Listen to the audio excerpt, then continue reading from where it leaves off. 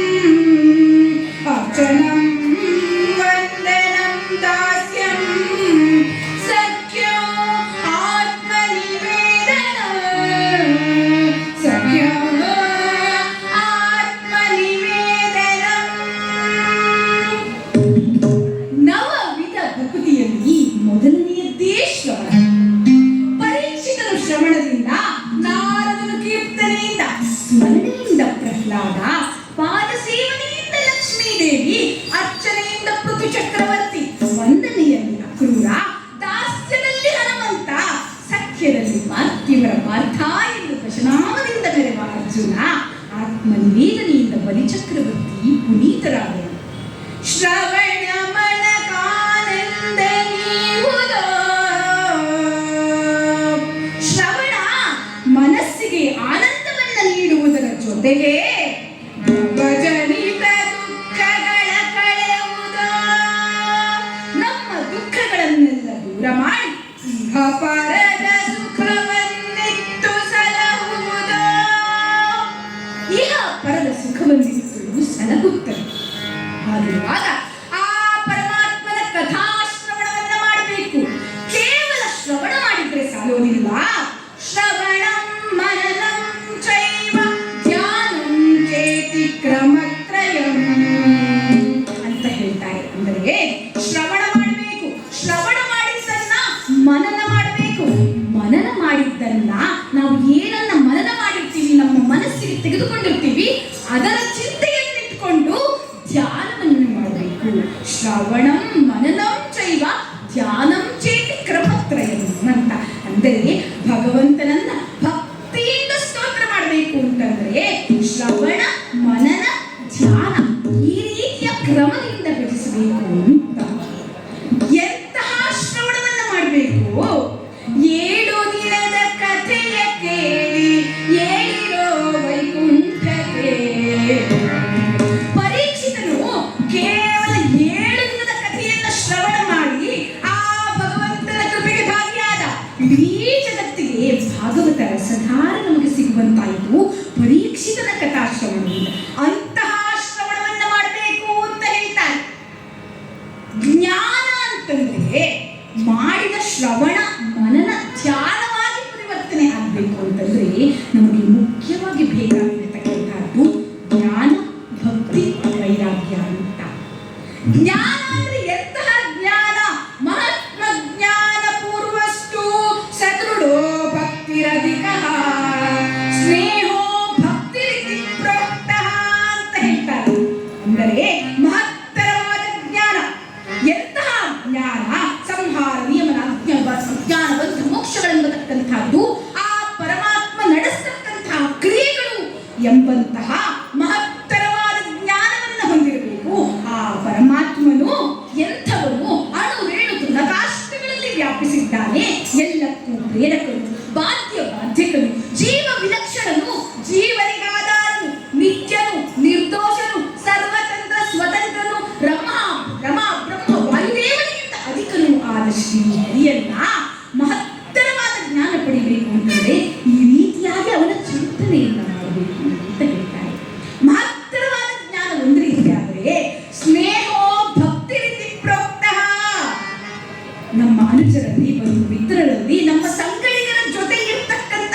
ಸ್ನೇಹಕ್ಕಿಂತ ಅಧಿಕವಾದ ಸ್ನೇಹವನ್ನ ಭಗವಂತನಲ್ಲಿ ಹೊಂದಿದಾಗ ಸ್ನೇಹೋ ಭಕ್ತಿ ಪ್ರೋಕ್ತಃ, ಅಂತಹ ಸ್ನೇಹವನ್ನ ಪರಮಾತ್ಮನಲ್ಲಿ ಹೊಂದಿದರೆ ಅದು ಮಹತ್ತರವಾದ ಭಕ್ತಿಯಾಗ್ತದೆ ಅಂತ.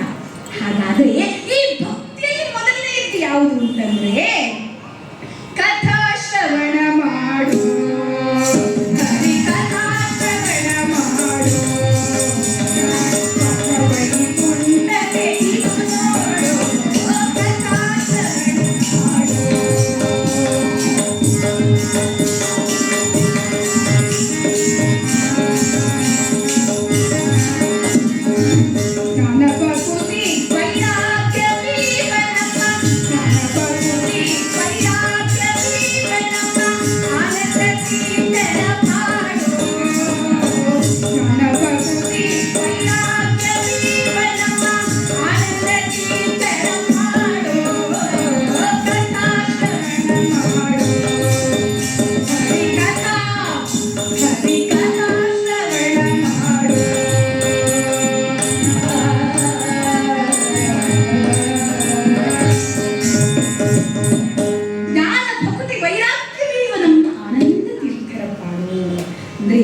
ಕಥಾಶ್ರವಣದಿಂದ ಜ್ಞಾನ ಭಕ್ತಿ ವೈರಾಗ್ಯಗಳು ಲಭಿಸ್ತದೆ, ಅಂತಹ ಆನಂದವನ್ನು ಮಾಡಬೇಕು ಅಂತ. ಹಾಗಾದ್ರೆ ನಮಗೆ ನಮ್ಮ ಜೀವನದಲ್ಲಿ ಜ್ಞಾನ ಭಕ್ತಿ ವೈರಾಗ್ಯಗಳು ಪ್ರಾಪ್ತಿಯಾಗಬೇಕು ಅಂತಂದ್ರೆ, ಭಗವಂತನ ಹತ್ರ ಸಾಗಬೇಕು ಅಂತಂದ್ರೆ, ನಮ್ಮ ಜೀವನದ ಮೂಲೋದ್ದೇಶ ಮೋಕ್ಷ ಮಾರ್ಗವನ್ನು ತಲುಪಬೇಕು ಅಂತಂದ್ರೆ, ಭಗವಂತನನ್ನ ತಲುಪಲಿಕ್ಕೋಸ್ಕರವಾಗಿ 84 ಲಕ್ಷ ಯೋನಿ ಜೀವರಾಶಿಗಳನ್ನ ಕಳೆದು ಬಂದಿದ್ದೀವಿ. ಆ ಭಗವಂತನ ಸಾಧನ ಶರೀರವಿದು ನೀನಗೆ ಕೊಟ್ಟದ್ದು ಅಂತ. 84 ಲಕ್ಷ ಯೋನಿಗಳನ್ನ ದಾಟಿ ಸಾಧನ ಶರೀರವನ್ನ ಪಡೆದು ಬಂದಿದ್ದೇವೆ.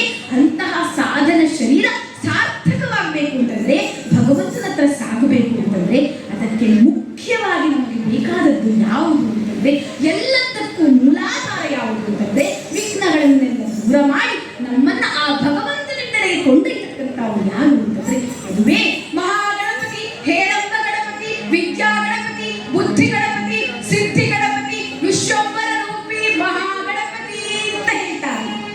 ಆ ಮಹಾಗಣಪತಿಯು ನಮ್ಮ ಈ ಉದರದಲ್ಲಿ 3 ಕುಂಡಲಿಗಳಿರ್ತವೆ.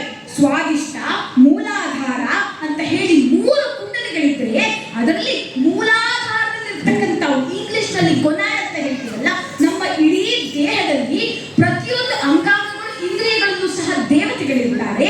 ಅಂತಹ ಮೂಲಾಧಾರ ಸ್ಥಾನದಲ್ಲಿರ್ತಕ್ಕಂಥವು ಅಂತಂದ್ರೆ ಅದುವೇ ಮಹಾಗಣಪತಿ ಅಂತ. ಆ ಮೂಲಾಧಾರದಲ್ಲಿದ್ದ ಮಹಾಗಣಪತಿಯು ಊರ್ಧ್ವಮುಖವಾದಂತಹ ಸಾಧನೆಗೆ ಅನುವು ಮಾಡಿಕೊಡ್ಬೇಕು ಅಂತಂದ್ರೆ, ಭಗವಂತ ಹೃತ್ಕಮಲದಲ್ಲಿ ವಾಸ ಮಾಡ್ತಾನೆ. ಅಂತಹ ಕಮಲದಲ್ಲಿರ್ತಕ್ಕಂತಹ ಆ ವಿಷ್ಣುವನ್ನ ಆ ಮಹಾಗಣಪತಿಯ ಮೂಲಕ ಸ್ತುತಿಸಿದಾಗ ನಮ್ಮ ಸಾಧನೆಗಳು ಊರ್ಧ್ವಮುಖವಾಗಿ ಸಾಗಿ ಮೂಲಾಧಾರದ ಮೂಲಕ ಆ ಪರಮಾತ್ಮನನ್ನು ನಾವು ಕಾಣಬಹುದು. ನಮ್ಮ ವಿಘ್ನಗಳು ನಿವಾರವಾಗಿ ಆ ಮೋಕ್ಷ ಮಾರ್ಗದಲ್ಲಿ ಸಾಗಬಹುದು ಅಂತ ಹೇಳ್ತಾರೆ. ಹಾಗಿರುವಾಗ ಅಂತಹ ಮಹಾಗಣಪತಿಯ ಒಂದು ಚಿಂತನೆ, ಜನ್ಮ ವೃತ್ತಾಂತ, ಆತನ ಒಂದು ರೂಪದ ಚಿಂತನೆ, ಆತನ ಒಂದು ಸ್ಮರಣೆಯ ಚಿಂತನೆ, ಗಣೇಶ ಚತುರ್ಥಿಯ ವಿಶೇಷಗಳ ಚಿಂತನೆಯನ್ನ ಮಾಡುತ್ತಾ, ಆ ಚತುರ್ಥಿಯ ದಿನದಂದು, ಭಾದ್ರಪದ ಚತುರ್ಥಿಯ ದಿನದಂದು ಚಂದ್ರನನ್ನು ನೋಡಿದರೆ ಬರ್ತಕ್ಕಂತಹ ಮಿಥ್ಯಾಭಿಮಾನಗಳು ದೂರವಾಗಲಿಕ್ಕೆ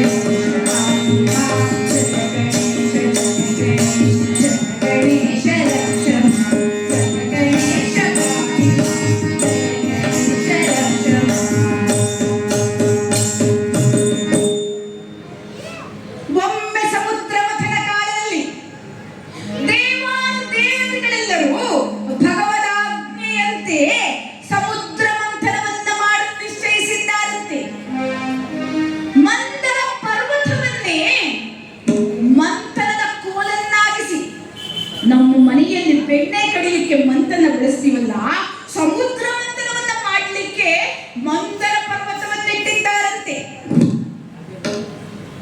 ಆ ಶೇಷದೇವರನ್ನೇ ಹಗ್ಗವಾಗಿಸಿ ಸಮುದ್ರ ಮಂಥನವನ್ನ ಮಾಡಲು ಹೊರಟಿದ್ದಾರಂತೆ. ದೇವತಾನವರು ಸೇರಿದ್ದಾರೆ. ಎಲ್ಲರೂ ಸೇರಿ ಸಮುದ್ರ ಮಂಥನವನ್ನ ಮಾಡಲು ಆರಂಭ ಮಾಡಿದ್ದಾರೆ. ಆದರೆ ಮೊದಲು ಅಗ್ರ ಪೂಜೆ ಸಲ್ಲಬೇಕಾಗಿದ್ದಂತಹ ವಿಘ್ನೇಶ್ವರ ಆ ಗಜಾನನ ಗಣನಾಥನನ್ನ ಸ್ತುತಿಸಲಿಲ್ಲ. ಮುಂದೇನು ವಿಘ್ನಗಳು ಉಂಟಾಗ್ತಾವೋ ಎಂದು ಗಾಬರಿಯಿಂದ ದೇವತೆಗಳು ಆ ಪರಮಾತ್ಮನನ್ನ, ಗಜಾನನನ್ನ, ಆ ಮಹಾಗಣಪತಿಯನ್ನ ಸ್ತುತಿಸ್ತಾ ಇದ್ದಾರಂತೆ.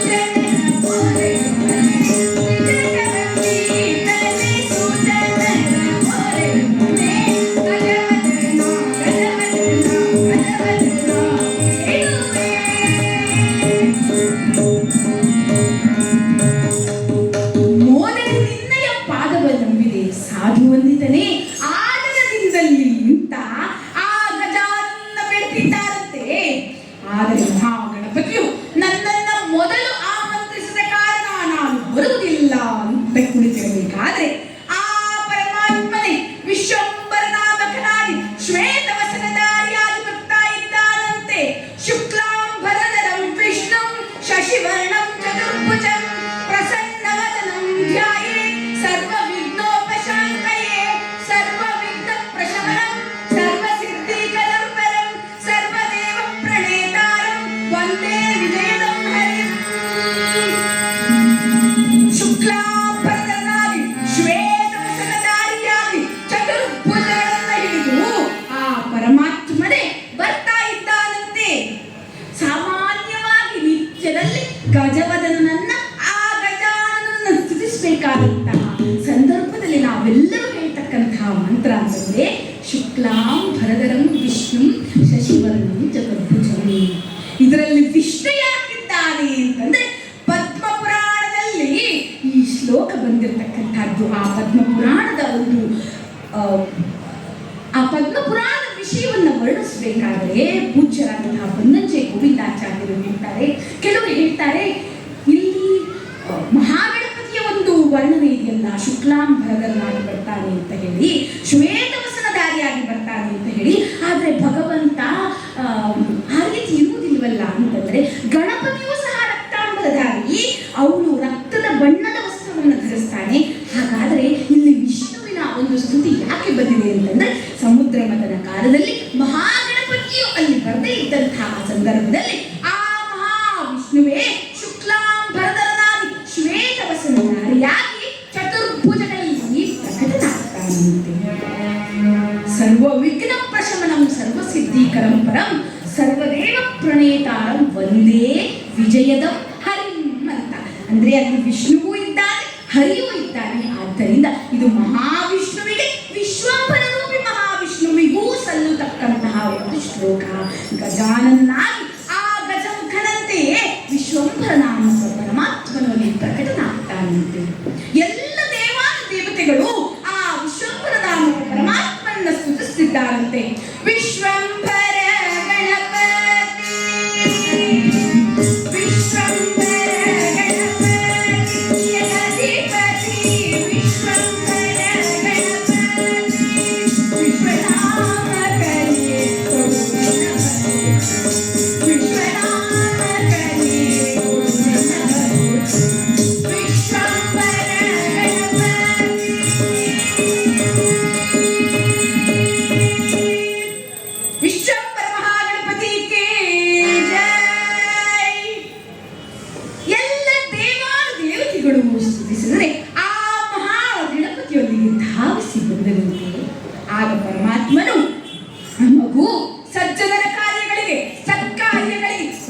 ಉಂಟು ಮಾಡಬಾರದು. ಆದರೂ ನಿನ್ನ ಸ್ಥಾನಮಾನಕ್ಕೆ ಕೊರತೆ ಇದೆ ಎಂದು ಭಾವಿಸಬೇಡ. ನಿನ್ನಲ್ಲಿ ನನ್ನ ವಿಶೇಷವಾದ ಅನುಗ್ರಹವಿದೆ. ನಾನೇ ನಿನ್ನಲ್ಲಿ ವಿಶ್ವಂಬರ ರೂಪಿಯಾಗಿ ನಿಲ್ಲುತ್ತೇನೆ ಅಂತ ಹೇಳ್ತಾನಂತೆ. ಈ ಮಹಾಗಣಪತಿಯು ವಿಶ್ವಂಬರನಾಮಕ ಪರಮಾತ್ಮನ ಒಂದು ಸ್ತುತಿಯನ್ನ, ಈತನ ಆರಾಧನೆಯನ್ನ 18 ಕಲ್ಪಗಳ ಕಾಲ ಮಾಡಿದ್ನಂತೆ. ಒಂದು ಕಲ್ಪ ಅಂತಂದ್ರೆ ಬ್ರಹ್ಮನ ಆಯುಸ್ಸು ಅಂತ. ಹಾಗಾದ್ರೆ ಅಂತಹ 18 ಕಲ್ಪಗಳ ಕಾಲ ಅಂದ್ರೆ 18 ಪ್ರಳಯಗಳ ಆಗಿ ಹೋಗ್ಬೇಕು. ಒಂದು ಕಲ್ಪ ಬ್ರಹ್ಮನ ಆಯುಸ್ಸು ಮುಗಿದ್ರೆ ಪ್ರಳಯವಾಗುತ್ತೆ ಅಂತ. ಅಂತಹ 18 ಕಲ್ಪಗಳ ಕಾಲ ಆ ವಿಶ್ವಂಬರನಾಮಕ ಪರಮಾತ್ಮನ ಒಂದು ಆರಾಧನೆಯನ್ನ, ಸ್ಮರಣೆಯನ್ನ ಮಾಡಿದ್ದ ಮಹಾಗಣಪತಿ. ಆದ್ದರಿಂದಲೇ ಆ ಪರಮಾತ್ಮನೇ ನಾನು ನಿನ್ನ ರೂಪದಲ್ಲಿ ಪ್ರಕಟನಾಗ್ತಾನೆ ಅಂತ ಬಂದಿದ್ದಾನೆ. ಅಂತಹ ವಿಶ್ವಂಬರ ರೂಪಿ ಮಹಾಗಣಪತಿಯನ್ನ ಜಗನ್ನಾಥದಾಸರು ವರ್ಣಿಸ್ತಾರೆ. ಶ್ರೀಶ ನಂಗ್ರಿ ಸರೋಜ ಭೃಂಗ ಮಹೇಶ ಸಂಭವ ಮನ್ವಯಗಳು ಪ್ರಕಾಶಿಸಲು ದಿನ ಪ್ರಾರ್ಥಿಸುವೆ ಪ್ರೇಮಾತಿಶಯದಿಂದ. ನೀಸಲವು ಸಜ್ಜನರ ವೇದವ್ಯಾಸ ಕರುಣಾ ಪಾತ್ರಮಾದ ಕಾಚಪತಿ ಕರುಣಾಳು ಕೈ ಹಿಡಿದೆಮ್ಮನುದ್ಧರಿಸು. ನೋಡಿ ಎಷ್ಟು ಸುಂದರವಾಗಿ ವರ್ಣಿಸ್ತಾ ಇದ್ದಾರೆ ಅಂತ. ಶ್ರೀಶನ ಅಂಗ್ರಿ ಅಂದ್ರೆ ಲಕ್ಷ್ಮಿಯ ಪತಿಯಾಗಿರ್ತಕ್ಕಂತಹ ಮಹಾವಿಷ್ಣು.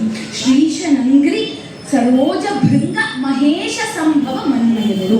ಮಹೇಶ ಸಂಭವನಾಗಿ ಜನಿಸಿ ಅಂದರೆ ಪಾರ್ವತಿ ಪರಮೇಶ್ವರ ಮಹೇಶನ ಪರಮೇಶ್ವರನ ಪುತ್ರನಾಗಿ ಜನಿಸಿ ಆ ಶ್ರೀಶನ ಅಂಗ್ರಿಯನ್ನ ಭಜಿಸಲಿಕ್ಕೆ ಬೇಕಾಗಿರ್ತಕ್ಕಂತಹ ಮನ್ಮನಗಳು ಪ್ರಕಾಶಿಸಲು ದಿನ ಪ್ರಾರ್ಥಿಸುವೆ ಪ್ರೇಮ ಅತಿಶಯದಿಂದ. ಆ ಮಹಾಗಣಪತಿಯನ್ನ ಪ್ರೇಮದಿಂದ ಪ್ರಾರ್ಥಿಸ್ತೇನಪ್ಪ, ನೀನು ನನ್ನಲ್ಲಿ ನೆನೆಸಿ ಆ ಶ್ರೀಶನ ಅಂಗ್ರಿಯನ್ನ ಭಜಿಸ್ತಕ್ಕಂತಹ ಮನಸ್ಸನ್ನು ಕೊಡು, ದೇವರಲ್ಲಿ ಸದೃಢವಾದ ಭಕ್ತಿಯನ್ನ ಕೊಡು ಅಂತ ವರ್ಣಿಸ್ತಾರಂತೆ. ಏಕದಂತ ಇಭೇಂದ್ರ ಮುಖ ಚಾಮೀಕರ ಕೃತ ಭೂಷಣ ಅಂತ ಕೃಪಾ ಕಟಾಕ್ಷತೆ ನೋಡು ವಿಜ್ಞಾಪಿಸುವೆನ್ನುವುದು. ನೋಡಿ ದಾಸರು ಹೇಳ್ತಾರೆ, ದಾಸನ ಮಾಡಿಕೋ ಎನ್ನ ಅಂತ. ನಾವು ನೀವು ದೇವದಾಸರು ಅಂದ್ರೆ ಆಗೋದಿಲ್ಲ. ಆ ಪರಮಾತ್ಮ ಹೇಳ್ಬೇಕು ನೀ ನನ್ನ ದಾಸ ಅಂತ. ಮನ್ಮನಾಭವ ಮದ್ಭಕ್ತ ಮಧ್ಯಾಜಿ ಮಾಂ ನಮಸ್ಕರು. ಮನ್ಮನಾಭವ ಭಕ್ತ ಮಧ್ಯಾಜಿ ಮಾಂ ನಮಸ್ಕರು ಅಂದರೆ ನನ್ನ ಭಕ್ತನಾಗು, ನನ್ನನ್ನೇ ಭಜಿಸು, ನನ್ನ ಚಿಂತನ ಮಂಥನವನ್ನು ಮಾಡು. ಯಾರು ಈ ರೀತಿ ನಿರಂತರ ಆ ಪರಮಾತ್ಮನಲ್ಲಿ ಶರಣು ಹೋಗ್ತಾರೋ ಅವರನ್ನ ಆ ಪರಮಾತ್ಮ ತನ್ನ ದಾಸನನ್ನಾಗಿಸ್ಕೊಳ್ತಾನಂತೆ. ಅದೇ ರೀತಿ ಇಲ್ಲಿ ನೀ ನನ್ನನ್ನು ನೋಡು ವಿಜ್ಞಾಪಿಸುವೆನ್ನುವುದು. ನಾನು ನಿನ್ನನ್ನು ನೋಡೋದಲ್ಲ ಪರಮಾತ್ಮ, ಹೇ ಮಹಾಗಣಪತಿ ಕೃಪಾ ಕಟಾಕ್ಷರಿ ನೋಡು ವಿಜ್ಞಾಪಿಸುವೆನ್ನುವುದು. ನಾನು ನಿನ್ನ ಭಕ್ತ, ನಾನು ನಿನ್ನನ್ನು ನೋಡ್ತೀನಿ, ನಿನ್ನ ನೋಡಕ್ ನಾನು ಬಂದಿದ್ದೀನಪ್ಪ ಗಣಪ, ನಿನ್ನ ದರ್ಶನ ದಿನ ಮಾಡ್ತೀನಿ ಅಂತ ನಾನು ಹೇಳೋದಲ್ಲ. ನಾನು 1,00,000 ಸಲ ಬಂದಾಗ, 1,000 ಸಲ ಬಂದಾಗ, ದಿನನಿತ್ಯದಲ್ಲಿ ಬಂದಾಗ ಯಾವಾಗಾದ್ರೂ ಒಮ್ಮೆಯಾದ್ರೂ ನನ್ನನ್ನು ನೀನು ನೋಡು ಅಂತ ಭಗವಂತನಲ್ಲಿ ಆ ಗಣಪತಿಯಲ್ಲಿ ಜಗನ್ನಾಥದಾಸರು ಬೇಡ್ಕೊಳ್ತಾರಂತೆ. ಎಷ್ಟು ಸುಂದರವಾಗಿ ವರ್ಣಿಸಿದ್ದಾರೆ ಅಂತ. ಇಲ್ಲಿ ವಿಶ್ವಂಬರನಾಮಕನಾಗಿರ್ತಕ್ಕಂಥ ಪರಮಾತ್ಮ ಹೇಳ್ತಾನಂತೆ, ಯಾರು ನಿನ್ನನ್ನು ಪ್ರಥಮದಲ್ಲಿ ಪೂಜಿಸುವುದಿಲ್ಲವೋ ಅವರಿಗೆ ವಿಘ್ನಕಾರಕನಾಗು. ಆದರೆ ಯಾವುದೇ ಸತ್ಕಾರ್ಯಕ್ಕೆ, ಸತ್ವಿಚಾರಕ್ಕೆ, ಸತ್ಸಂಗಗಳಿಗೆ ವಿಘ್ನವನ್ನು ಉಂಟು ಮಾಡಬಾರದು ಅಂತ. ಆದ್ದರಿಂದ ಆ ಮಹಾಗಣಪತಿಗೆ ಅಗ್ರ ಪೂಜೆ ಸಲ್ಲಬೇಕು ಅಂತ ಶ್ರೀಹರಿಯಾಜ್ಞೆಯಿದಗುಂಟು ಅಂತ ಹೇಳ್ತಾರೆ. ವಂದಿಸುವುದಾದಿಯಲ್ಲಿ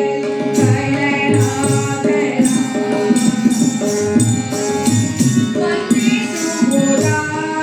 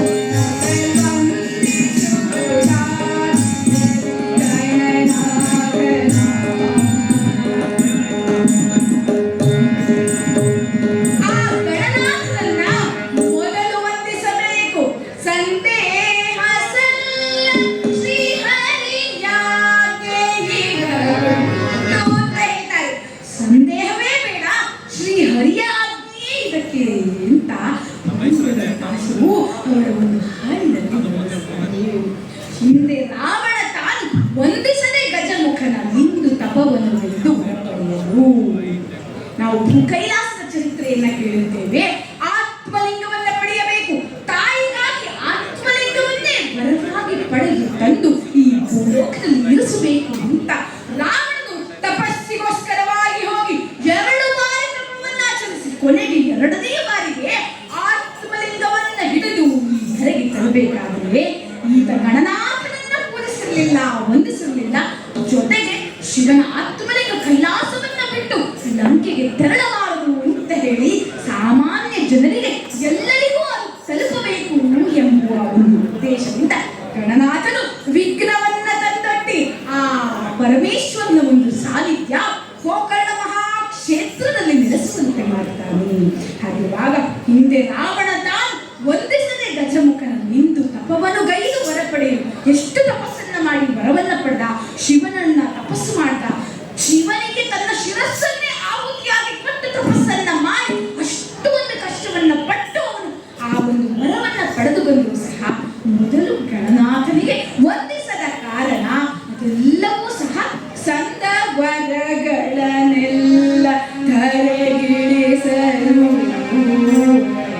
ಸಂದ ವರಗಳನ್ನೆಲ್ಲವನ್ನು ಸಹ ಧರೆಗಿಳಿಸಿಬಿಟ್ಟ ಆ ಮಹಾಗಣಪತಿ ಅಂತ.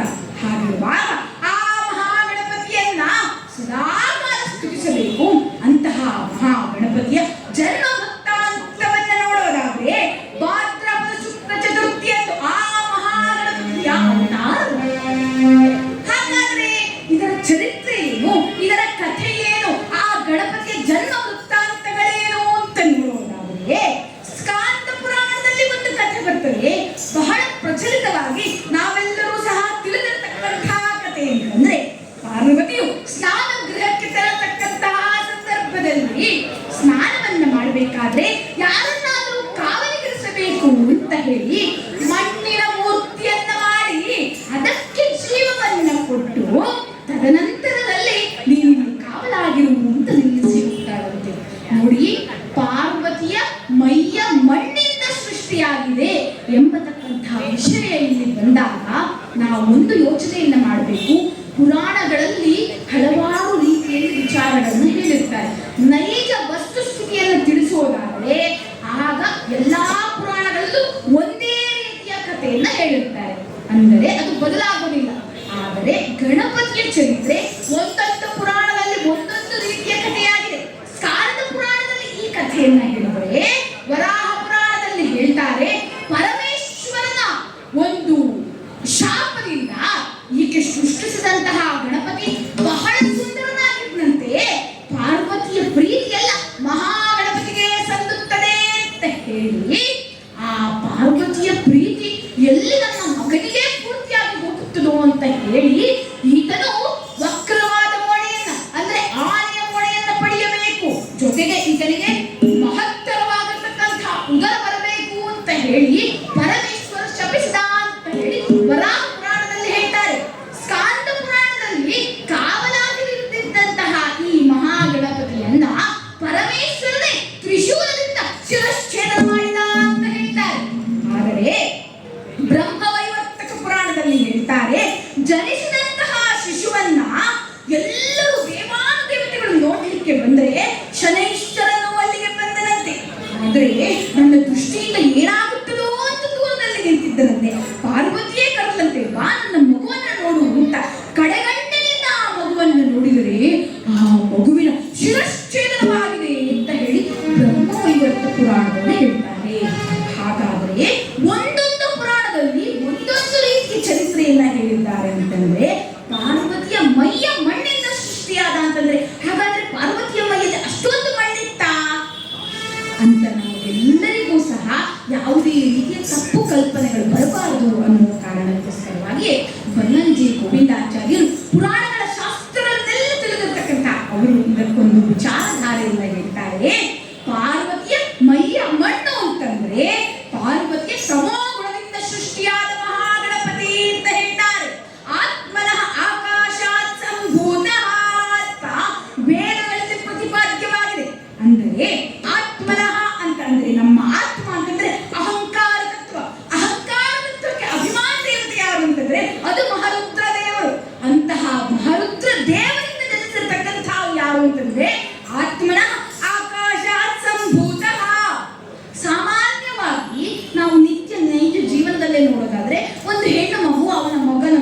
ಮಗಳನ್ನು ಕರ್ಕೊಂಡು ಹೋಗ್ತಿದ್ದಾಳೆ ಅಂತಂದ್ರೆ ಅವಳು ಒಬ್ಬನಿಂದ ಜನಿಸಿದ ಮಗು ಅಂತ ನಾವು ಚಿಂತನೆ ಮಾಡ್ತೀವಾ, ಅಥವಾ ಪಾರ್ವತಿ ಪರಮೇಶ್ವರರು ಅಂದ್ರೆ ಪತಿ ಪತ್ನಿಯರಿಂದ ಜನಿಸಿದ ಮಗು ಅಂತ ಚಿಂತನೆ ಮಾಡ್ತೀವಾ? ಪತಿ ಪತ್ನಿಯರಿಂದ ಜನಿಸಿದ ಮಗು ಅವಳೊಬ್ಬಳಿಂದ ಹುಟ್ಟಿತ್ತು ಅಂತ ನಾವು ಚಿಂತನೆ ಮಾಡೋದಿಲ್ಲ. ಅದೇ ರೀತಿ ಉಮೆಯ ಮಗ ಗೌರಿಯ ಪುತ್ರ ಅಂತಂದ್ರೆ ಪಾರ್ವತಿ ಪರಮೇಶ್ವರರಿಂದ ಜನಿಸಿರ್ತಕ್ಕಂತಹ ಮಗ ಅಂತನೇ ಚಿಂತನೆಯನ್ನ ಮಾಡಬೇಕು. ದೇವತೆಗಳಿಗೆ ಅವರು ಪ್ರತ್ಯಕ್ಷರಾಗ್ತಾರೆ, ಆವಿರ್ಭವಿಸ್ತಾರೆ. ಆದ್ದರಿಂದ ಒಂದೊಂದು ಪುರಾಣದಲ್ಲಿ ಒಂದೊಂದು ರೀತಿಯ ಕಥೆಯನ್ನ ಹೇಳಿರ್ಬೇಕಾದ್ರೆ ಅಲ್ಲೇನೋ ಗುಹ್ಯವಾದಂತಹ ವಿಚಾರವಿದೆ, ಆ ತತ್ವವನ್ನು ನಾವು ತಿಳಿದುಕೊಳ್ಳಬೇಕು ಅಂತ. ಅಂತಹ ಮಹಾಗಣಪತಿ ಆಕಾಶ ತತ್ವಕ್ಕೆ ಅಭಿಮಾನಿ ದೇವತೆ. ಒಟ್ಟು 21 ತತ್ವಗಳು ಅಂದ್ರೆ ಈತ ಕಕ್ಷೆಗಳಲ್ಲಿ 18ನೇ ಕಕ್ಷೆಯಲ್ಲಿ ಬಂದರೂ ಸಹ ನಮ್ಮ ಇಂದ್ರಿಯ ವಿಶೇಷಗಳನ್ನ ನಿಗ್ರಹ ಮಾಡತಕ್ಕಂತಹ ತತ್ವಾದಿ ದೇವತೆಗಳ ಚಿಂತನೆಯನ್ನು ಮಾಡಿದ್ರೆ ಬ್ರಹ್ಮ ವಾಯು ಗರುಡ ಶೇಷ ರುದ್ರಾಹ ಇಂದ್ರಹ ಅಂತ ಹೇಳಿ, ಆ ಮನು ಗುರು ದಕ್ಷ ಅಂತ ಹೇಳಿ ಆ ಕಕ್ಷೆಯಲ್ಲಿ ಬರ್ತಕ್ಕಂತಹ ದೇವತೆಗಳನ್ನ ತತ್ವಾಭಿಮಾನಿ ದೇವತೆಗಳನ್ನ ಚಿಂತನೆ ಮಾಡಿದ್ರೆ ಆಗ 21ನೇ ಕಕ್ಷೆಯಲ್ಲಿ ಬರ್ತಕ್ಕಂಥ ಅಂತಂದ್ರೆ ಅದೇ ಮಹಾಗಣಪತಿ. ಬಹಳ ಪ್ರಿಯವಾದದ್ದು ಗಣಪತಿಗಿಂತಂದ್ರೆ 21ನೇ ಮೆಟ್ಟಿಲಲ್ಲಿ ಬರ್ತಕ್ಕಂಥವನು. ಆದ್ದರಿಂದಲೇ ಆ ಮಹಾಗಣಪತಿಗೆ 21 ಗರಿಕೆಗಳನ್ನ ಅರ್ಪಿಸ್ತಾರೆ, 21 ನಮಸ್ಕಾರಗಳನ್ನ ಮಾಡ್ತಾರೆ, 21 ಪ್ರದಕ್ಷಿಣೆಗಳನ್ನ ಮಾಡ್ತಾರೆ. ನಾವು ಯಾವುದೇ ಆಚರಣೆಯನ್ನು ಮಾಡಿದ್ರು ಯಾಕೆ 21 ಅನ್ನೋದನ್ನು ತಿಳಿದುಕೊಳ್ಳಬೇಕು. 2 1 ಸೇರಿದ್ರೆ 3 ಆಗುತ್ತೆ. 3 ಅಂದ್ರೆ ಮತ್ತೆ ಜ್ಞಾನ, ಭಕ್ತಿ, ವೈರಾಗ್ಯ. ಈ 3ಕ್ಕೂ ಕಾರಣವಾಗಿ ಬೇಕಾಗಿರ್ತಕ್ಕಂಥವ್ನು ಯಾರು ಅಂತಂದ್ರೆ ಅದು ಮಹಾಗಣಪತಿ. ಆದ್ದರಿಂದ 21 ಅಂತ ವರ್ಣಿಸ್ತಾರೆ ಶಾಸ್ತ್ರಗಳಲ್ಲಿ. ಅಂತಹ ಮಹಾಗಣಪತಿ ಎಲ್ಲಕ್ಕೂ ಮೂಲಾಧಾರ. ಪಂಚಭೂತಗಳಲ್ಲಿ ವಿಘ್ನವನ್ನು ನಿವಾರಣೆ ಮಾಡತಕ್ಕಂಥವ್ನು ಯಾರು ಅಂತಂದ್ರೆ ಮೂಲಭೂತವಾಗಿರ್ತಕ್ಕಂಥದ್ದು ಯಾವುದು ಅಂತಂದ್ರೆ ಅದು ಆಕಾಶ ಅಂತ ಹೇಳಿ. ಆಕಾಶ, ವಾಯು, ಅಗ್ನಿ, ಜಲ, ಪೃಥ್ವಿ ಇಂಥ ಪಂಚಭೂತಗಳನ್ನು ತೆಗೆದುಕೊಂಡರೆ ಯಾವುದಾದ್ರೂ ಒಂದು ಮಣ್ಣಿನ ಗೋಡೆ, ಇಲ್ಲಿ ನಮ್ಮ ನಿಮ್ಮ ಮಧ್ಯೆ ಒಂದು ಮಣ್ಣಿನ ಗೋಡೆ ಇದ್ರೆ ಅದು ವಿಘ್ನಕಾರಕ. ನಾನು ನಿಮಗೆ ಹರಿಕಥೆಯನ್ನು ಹೇಳುವುದಕ್ಕೆ, ನೀವು ಕೇಳುವುದಕ್ಕೆ ವಿಘ್ನಕಾರಕವಾಗುತ್ತೆ. ಆದ್ದರಿಂದ ಮಣ್ಣು ವಿಘ್ನವನ್ನ ತಂದೊಡ್ಡುತ್ತೆ, ನೀರು ಅತಿವೃಷ್ಟಿ ಅನಾವೃಷ್ಟಿಯಿಂದ ವಿಘ್ನಕಾರಕವಾಗುತ್ತೆ. ಇನ್ನು ಗಾಳಿ ಕೊಚ್ಚಿ ಹೋಗುವ ರೀತಿ, ಸುಂಟದ ಗಾಳಿಯ ರೀತಿ ಗಾಳಿ ಬಂದರೆ ಅದು ವಿಘ್ನಕಾರಕ. ಅಗ್ನಿ ವಿಘ್ನಕಾರಕ. ಆದ್ದರಿಂದ ಈ ಎಲ್ಲಾ ವಿಘ್ನಗಳು ನಿವಾರಣೆ ಆಗಬೇಕು ಅಂತಂದ್ರೆ ಸ್ಪೇಸ್ ಬೇಕು, ಅಂದ್ರೆ ಜಾಗ ಬೇಕು, ಅವಕಾಶ ಬೇಕು. ವಿಘ್ನಗಳನ್ನ ಕಳೆದು ಅವಕಾಶವನ್ನ ಕೊಡ್ತಕ್ಕಂಥವ್ನು ಯಾರು ಅಂತಂದ್ರೆ ಅದು ಆಕಾಶಾಭಿಮಾನಿ ದೇವತೆ ಆಗಿರ್ತಕ್ಕಂಥ ಮಹಾಗಣಪತಿ. ವಿಘ್ನಗಳನ್ನ ನಿವಾರಣೆ ಮಾಡತಕ್ಕಂತಹ ಮಹಾಗಣಪತಿ, ಬುದ್ಧಿ ಗಣಪತಿ, ಸಿದ್ಧಿ ಗಣಪತಿ. ನಮ್ಮ ಕಾರ್ಯಗಳು ಸಿದ್ಧಿ ಆಗ್ಬೇಕು ಅಂತಂದ್ರೆ ಚಿಕ್ಕ ಮಕ್ಕಳಿಂದ ಹಿರಿಯರವರೆಗೂ ನಾವೊಂದು ಶಾಲೆಯಲ್ಲಿ ಪರೀಕ್ಷೆ ಬರಿಬೇಕಾದ್ರೂ ಸಹ ಗಣಪತಿ ದೇವರ ಮುಂದೆ ನಿಂತ್ಕೊಂಡು, ದೇವರೇ ಗಣಪತಪ್ಪ ನಿನಗೊಂದು 21 ಬಸ್ಗೆ ಹೊಡಿತೀನಿ, ನನ್ನ ಎಕ್ಸಾಮ್ ಅಲ್ಲಿ ಪಾಸ್ ಮಾಡಿಸ್ಬಿಡು ಅಂತ ಚಿಕ್ಕ ಮಕ್ಕಳಿಂದ ಹಿಡಿದು ದೊಡ್ಡವರವರೆಗೂ ಗಣಪತಿಯ ಮುಂದೆ ಪ್ರಾರ್ಥನೆಯನ್ನ ಮಾಡ್ತಾರೆ. ಆದ್ದರಿಂದ ಕಿರಿಯರಿಂದ ಹಿರಿಯರವರೆಗೂ ಬೇಕಾಗಿರ್ತಕ್ಕಂಥ ಅಂದ್ರೆ ಮಹಾಗಣಪತಿ ಅಂತ. ಜೊತೆಗೆ ಮಧ್ವಾಚಾರ್ಯರು ತಂತ್ರಸಾರದಲ್ಲಿ ಹೇಳಿರ್ತಕ್ಕಂತಹ 72 ಮಹಾಮಂತ್ರಗಳಲ್ಲಿ ಆ ಮಹಾಗಣಪತಿಯನ್ನು ಸ್ತುತಿಸಲಿಕ್ಕೆ ಹೇಳಿರ್ತಕ್ಕಂತಹ ಮಂತ್ರ ಅಂತಂದ್ರೆ ಕ್ಷಿಪ್ರ ಪ್ರಸಾದಾಯ ನಮಃ ಅಂತ ಹೇಳ್ತಾರೆ. ಅಂದರೆ ವೇಗವಾಗಿ, ಶೀಘ್ರವಾಗಿ, ಕ್ಷಿಪ್ರದಿಂದ ವರವನ್ನ ಕೊಡ್ತಕ್ಕಂಥ ಅಂತಂದ್ರೆ ಅದು ಆ ಮಹಾಗಣಪತಿ. ನಮ್ಮ ಕಾರ್ಯಗಳು ಸಿದ್ಧಿ ಆಗ್ಬೇಕು ಅಂತಂದ್ರೆ ಅದಕ್ಕೆ ಬೇಕಿರ್ತಕ್ಕಂಥದ್ದು ಮಹಾಗಣಪತಿ. ವಿದ್ಯೆಗೆ ಬೇಕಿರ್ತಕ್ಕಂಥದ್ದು ಮಹಾಗಣಪತಿ, ಬುದ್ಧಿಗೆ ಬೇಕಿರ್ತಕ್ಕಂಥದ್ದು ಮಹಾಗಣಪತಿ. ಈ ಮಹಾಗಣಪತಿಯು ಶೈವರಿಗೂ ವೈಷ್ಣವರಿಗೂ ಇಬ್ಬರಿಗೂ ಪ್ರಿಯರಾದವನು. ಆ ಮಹಾಗಣಪತಿಯು ಶೈವರಿಗೂ ವೈಷ್ಣವರಿಗೂ ಇಬ್ಬರಿಗೂ ಪ್ರಿಯನಾದವನು.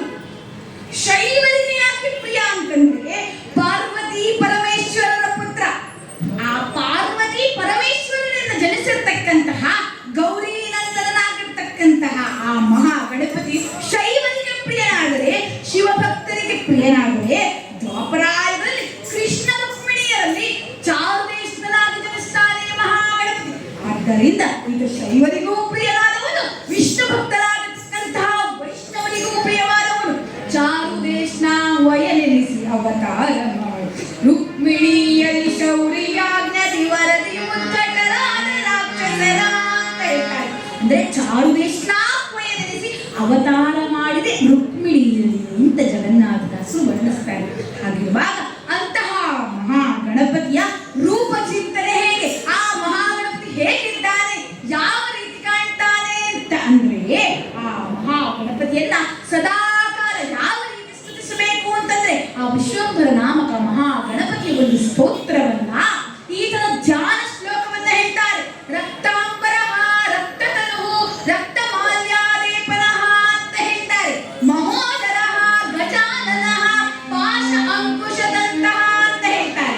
ಅಂದರೆ ಆ ಮಹಾ ಗಣಪತಿಯು ರಕ್ತಾಂಬರನಾಗಿದ್ದಾನೆ, ರಕ್ತವರ್ಣದ ಒಂದು ವಸ್ತ್ರವನ್ನ ಧಾರಣೆ ಮಾಡಿದ್ದಾನೆ, ಮಹೋದರವನ್ನ ಹೊಂದಿದ್ದಾನೆ, ಅಂದ್ರೆ ಮಹತ್ತರವಾದ ಹೊಟ್ಟೆಯನ್ನ ಹೊಂದಿದ್ದಾನೆ, ಉದರವನ್ನ ಹೊಂದಿದ್ದಾನೆ. ಅಂತಹ ಮಹಾ ಗಣಪತಿಯು ಗಜಾನನಾಗಿದ್ದಾನೆ. ಯಾಕೆ ಗಜಾನನ, ಯಾಕೆ ಆನೆಯ ಮೋರೆ ಬಂತು ಅಂತ ಅಂದ್ರೆ, ಉಪನಿಷತ್ತು ವಾಕ್ಯದಲ್ಲಿ ಹೇಳ್ತಾರೆ, ಯಥಾ ಯಥಾ ಉಪಾಸತಿ ತದೇವ ಭವತಿ ಅಂತ ಹೇಳ್ತಾರೆ. ಅಂದರೆ ನಾವು ಯಾವ ರೀತಿ ಉಪಾಸನೆಯನ್ನ ಮಾಡ್ತೇವೋ ಆ ರೀತಿಯ ಒಂದು ವರ ಸಿದ್ಧಿಸುತ್ತದೆ ಅಂತ. ಅದಕ್ಕೆ ಮನೆಯಲ್ಲಿ ಪೂಜೆ ಮಾಡಬೇಕಾದ್ರೆ ಹೆಣ್ಣು ಮಕ್ಕಳಿಗೆಲ್ಲ ಹೇಳೋದು, ಕುಂಕುಮ ಅರಿಶಿನ ಎಲ್ಲ ಇಟ್ಕೊಂಡು ಮೈ ಕೈ ತುಂಬಾ ಬಳೆ ಗಿಡ ಎಲ್ಲ ಹಾಕೊಂಡು ಪೂಜೆ ಮಾಡಿ. ಯಾಕಂದ್ರೆ ನಾವು ಎಲ್ಲ ನಮ್ಮಲ್ಲಿ ಏನೂ ಇಲ್ಲದೆ, ನಾನು ಯಾವುದೋ ಒಂದು ಹಳೆ ಬಟ್ಟೆ ಹಾಕೊಂಡು ನನ್ನ ಹತ್ರ ಗತಿನೇ ಇಲ್ಲ ಅನ್ನೋ ತರ ಪೂಜೆ ಮಾಡಿದ್ರೆ ಭಗವಂತನು ಅದೇ ರೀತಿ ಅನುಗ್ರಹವನ್ನ ಮಾಡ್ತಾನೆ. ನೀನು ನನಗೆ ಬೇಕಾದಷ್ಟು ಕೊಟ್ಟಿದ್ಯಪ್ಪ ಅಂತ ಹೇಳಿ ಮನಸ್ಸಿನಲ್ಲಿ ಆ ಒಂದು ಸಂಕಲ್ಪವನ್ನ ಇಟ್ಕೊಂಡು ಆ ಭಗವಂತನ ಪೂಜೆಯನ್ನ ಮಾಡಿದ್ರೆ ಆಗ ಆ ಭಗವಂತ ಇನ್ನೂ ಹೇರಳವಾದ ಅನುಗ್ರಹವನ್ನ ಮಾಡ್ತಾನಂತೆ. ಹಾಗಾಗಿ ಯಥಾ ಯಥಾ ಉಪಾಸತಿ ತದೇವ ಭವತಿ. ನೀವು ಯಾವ ರೀತಿ ಉಪಾಸನೆಯನ್ನ ಮಾಡ್ತೀರೋ, ಪರಮಾತ್ಮ ನನ್ನ ಹತ್ರ ಏನೂ ಇಲ್ಲ, ನನ್ನ ಹತ್ರ ಅದಿಲ್ಲ ಇದಿಲ್ಲ ಅಂತ ಸದಾಕಾಲ ಕೊಡುತ್ತಾ ಇದ್ರೆ ಅದೇ ರೀತಿ ಆಗುತ್ತೆ. ಅದೇ ಭಗವಂತ, ನೀನು ನನಗೆ ಇಂತಹ ಶರೀರವನ್ನ ಕೊಟ್ಟಿದ್ದೀಯಾ, 2 ಕಣ್ಣು ಕೊಟ್ಟಿದ್ದೀಯಾ, 2 ಕೈ ಕೊಟ್ಟಿದ್ದೀಯಾ, 2 ಕಾಲು ಕೊಟ್ಟಿದ್ದೀಯಾ, ನಾನು ಈ ಕಣ್ಣಿನಿಂದ ನಿನ್ನನ್ನು ನೋಡುವಂತಹ ಶಕ್ತಿಯನ್ನ ಕೊಟ್ಟಿದ್ದೀಯಾ, ಈ ನಾಲಿಗೆಯನ್ನ ಕೊಟ್ಟಿದ್ದೀಯಾ, ಚಿತ್ತ ಶುದ್ಧಿಯನ್ನ ಕೊಟ್ಟಿದ್ದೀಯಾ. 84 ಲಕ್ಷ ಜೀವರಾಶಿಗಳಲ್ಲಿ ಮನಸ್ಸಿನ ಚಿಂತನೆ ಇರ್ತಕ್ಕಂತಹ ಒಂದು ಏಕೈಕ ಪ್ರಾಣಿ ಅಂತಂದ್ರೆ ಅದು ಮನುಷ್ಯರು ಅಂತ. ಮಾನವ ಜನ್ಮ ದೊಡ್ಡದು, ಇದನ್ನ ಹಾಳು ಮಾಡಿದ್ರು ಹುಚ್ಚಪ್ಪಗಳಿರ. ನರಜನ್ಮ ಬಂದಾಗ ನಾಲಿಗೆ ಇರುವಾಗ ಕೃಷ್ಣ ಎನ್ನಬಾರದು ಅಂತ ಅದಕ್ಕೆ ಹೇಳೋದು. ನರ ಜನ್ಮ ಬಂದಾಗ ನಾಲಿಗೆ ಇರುವಾಗ ಕೃಷ್ಣ ಎನ್ನಬಾರದೆ. ನರ ಜನ್ಮ ಬಂದಾಗ ನಾಲಿಗೆ ಇರುವಾಗ ಕೃಷ್ಣ ಎನ್ನಬಾರದೆ.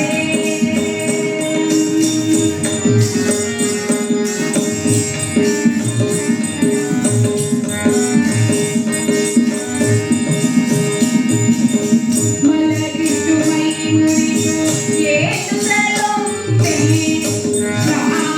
ಎನ್ನಬಾರದೆ. ನಿತ್ಯ ಸುಳಿದಾಡುತ್ತ ಮನೆಯೊಳಗೊಮ್ಮೆ, ನಿತ್ಯ ಸುಳಿದಾಡುತ್ತ ಮನೆಯೊಳಗೊಮ್ಮೆ ಕೃಷ್ಣ ಎನ್ನಬಾರದೆ. ನರ ಜನ್ಮ ಬಂದಾಗ ನಾಲಿಗೆ ಇರುವಾಗ ಕೃಷ್ಣ ಎನ್ನಬಾರದೆ.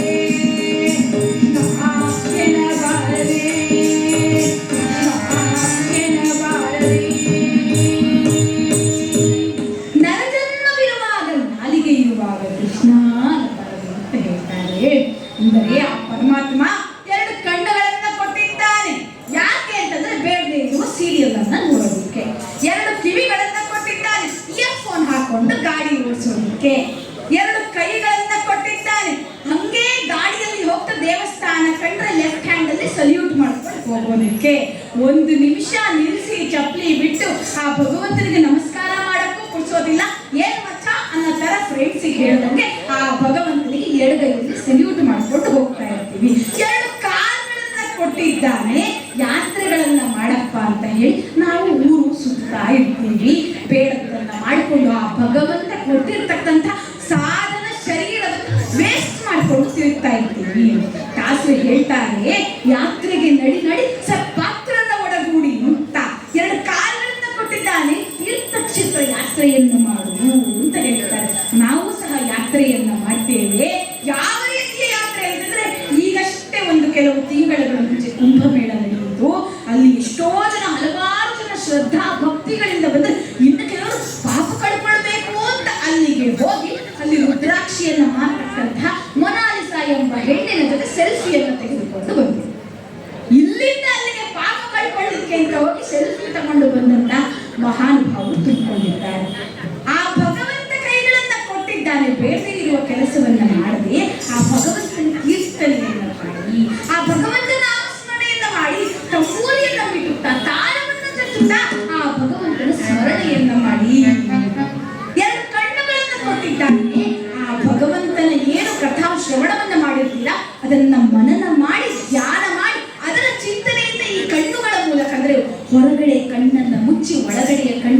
ಬೆಳೆದು ಅದರೊಳಗೆ ಆ ಪರಮಾತ್ಮನನ್ನ ಎರಡು ಕಿವಿಗಳನ್ನ ಕೊಟ್ಟಿದ್ದಾನೆ. ಒಳ್ಳೆಯ ವಿಚಾರಗಳನ್ನ ಕೇಳಿ, ಕೆಟ್ಟ ವಿಚಾರಗಳನ್ನ ಈ ಕಿವಿಯಿಂದ ಕೇಳಿ ಈ ಕಿವಿಯಿಂದ ಬಿಟ್ಟು ಬಿಡಿ.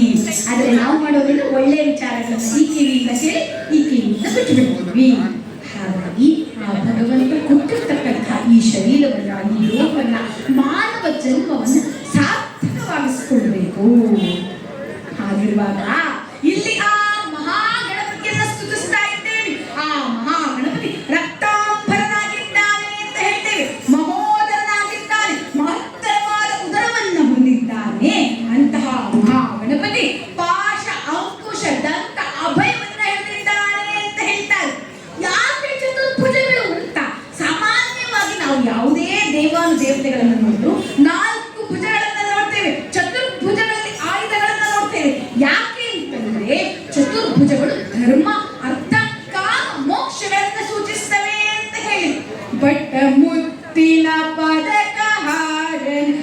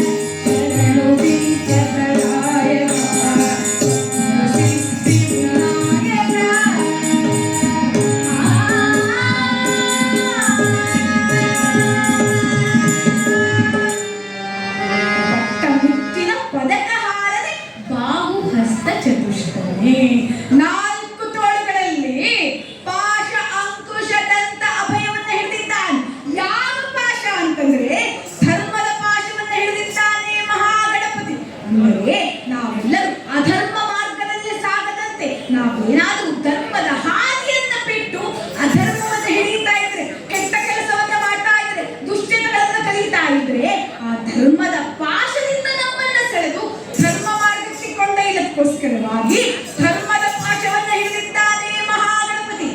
ಮತ್ತೊಂದು ಹಸ್ತದಲ್ಲಿ ಅಂಕುಶವನ್ನ ಹಿಡಿದಿದ್ದಾನೆ. ಯಾಕೆ ಅಂಕುಶ ಅಂತಂದ್ರೆ, ನೋಡಿ, ಈ ಆನೆಯನ್ನು ಪಳಗಿಸಬೇಕು ಅಂತಂದ್ರೆ ಅಂಕುಶವನ್ನ ಹಿಡಿಬೇಕಂದ್ರೆ, ಅಂದ್ರೆ ಈ ಧರ್ಮ, ಅರ್ಥ, ಕಾಮ, ಮೋಕ್ಷ ಅಂತ. ಅರ್ಥ ಅಂತಂದ್ರೆ ಏನು ಅಂತಂದ್ರೆ ದುಡ್ಡು. ಅಂದ್ರೆ ನಮಗೆ ಬೇಡದೇ ಇದ್ದದ್ರಲ್ಲಿ ದುಡ್ಡು ದುಡ್ಡು ದುಡ್ಡು ಎಲ್ಲದಕ್ಕೂ ದುಡ್ಡು ಅಂತ. ಅಂತಹ ದುಡ್ಡಿನ ಮದವೇನಿರ್ಬೇಕಾದ್ರೆ, ಅಹಂಕಾರ ಪ್ರಮುಖರಾಗಿರ್ಬೇಕಾದ್ರೆ, ಸಾಮಾನ್ಯವಾಗಿ ಯಾರಾದ್ರೂ ಹೆಚ್ಚು ಅಹಂಕಾರ ಇದ್ರೆ ಏನ್ ಹೇಳ್ತೀವಿ ಅಂತಂದ್ರೆ, ಮೊದಲು ಅವನು ಹಲ್ಲು ಮುರಿಬೇಕು ಅಂತೀವಿ. ಅವನು ಹಲ್ಲು ಮುರಿಸಿದ್ರೆ ಅವನು 4 ಪಾಠ ಕಲಿತಾನೆ, ಮೊದಲು ನಾನು ಹಲ್ಲು ಮುರಿಬೇಕು ಅಂತೀವಿ. ಹಾಗಾಗಿ ಆ ಮಹಾಗಣಪತಿ ತನ್ನ ದಂತವನ್ನ ಮುರಿದು ಕೈಯಲ್ಲಿ ಹಿಡಿದಿದ್ದಾನೆ. ಅಂದರೆ ಅಹಂಕಾರವನ್ನು ನಾವು ಮುರಿದಿಟ್ಟುಕೊಳ್ಬೇಕು, ಅಹಂಕಾರವನ್ನು ನಾವು ಹಿಡಿದಿಟ್ಟುಕೊಳ್ಬೇಕು, ಅಹಂಕಾರವನ್ನು ತೋರಬಾರದು ಅಂತ ಹೇಳಿ ದಂತವನ್ನು ಹಿಡಿದಿದ್ದಾನೆ. ಮತ್ತೊಂದು ಅಂಕುಶವನ್ನು ಹಿಡಿದಿದ್ದಾನೆ. ಹೇಗೆ ಆನೆಯನ್ನು ಪಳಗಿಸಲಿಕ್ಕೆ ಅಂಕುಶ ಬೇಕು, ಅದೇ ರೀತಿ ನಮ್ಮ ಕಾಮ ನಿಯಂತ್ರಣದಲ್ಲಿರಬೇಕು ಅಂತಂದ್ರೆ, ಅಂದ್ರೆ ಬೇಡದೇ ಇರುವುದರಲ್ಲಿ ಆಸಕ್ತಿ, ಬೇಡದೇ ಇರುವುದರಲ್ಲಿ ಆಸೆ, ಅದು ಬೇಕು ಇದು ಬೇಕು, ನೋಡಿದ್ದೆಲ್ಲ ಬೇಕು ಅಂತ ಆಸೆ ಪಡ್ತಾ ಇರ್ತೀವಿ ಜೀವನದಲ್ಲಿ. ಎಷ್ಟಿದ್ರೂ ಸಾಲೋದಿಲ್ಲ. ಇಷ್ಟು ದೊರಕಿದರೆ ಅಷ್ಟು ಬೇಕೆಂಬ ಆಸೆ, ಅಷ್ಟು ದೊರಕಿದರೆ ಮತ್ತಷ್ಟರಾಗಲಿ ಅಂತ ದಾಸರು ಹೇಳ್ತಾರೆ. ಹಾಗಾಗಿ ಎಷ್ಟಿದ್ರೂ ಸಾಲೋದಿಲ್ಲ ನಮಗೆ ಜೀವನದಲ್ಲಿ. ಅಷ್ಟೆಲ್ಲ ನಮಗೆ ಆಸೆಗಳು ಬರಬಾರ್ದು. ವೈರಾಗ್ಯ ಬರಬೇಕು ಅಂತಂದ್ರೆ, ಆಸೆ ಕಡಿಮೆ ಆಗಬೇಕು ಅಂತಂದ್ರೆ, ಕಾಮ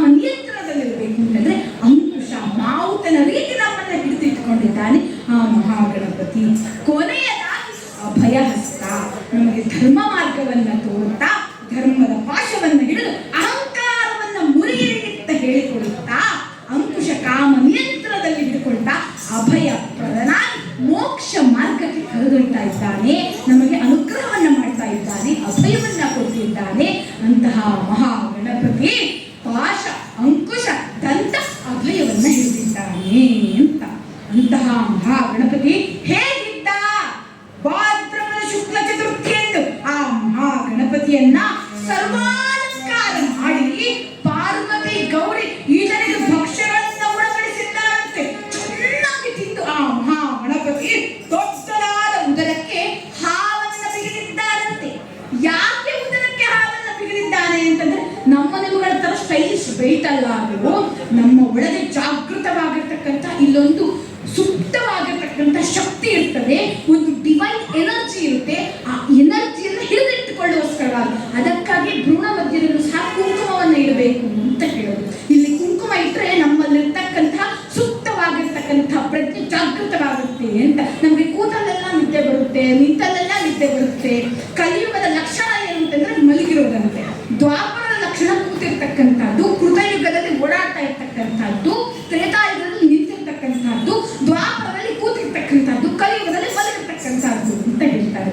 ಅಂದ್ರೆ ನಾವು ಜಾಗೃತರಾಗಬೇಕು ಅಂತಂದ್ರೆ, ಜಾಗೃತಾವಸ್ಥೆಯಲ್ಲಿರ್ತಕ್ಕಂಥ ಭಗವಂತ ಯಾರು ಅಂತಂದ್ರೆ ವಿಶ್ವನಾಮಕ ಪರಮಾತ್ಮ.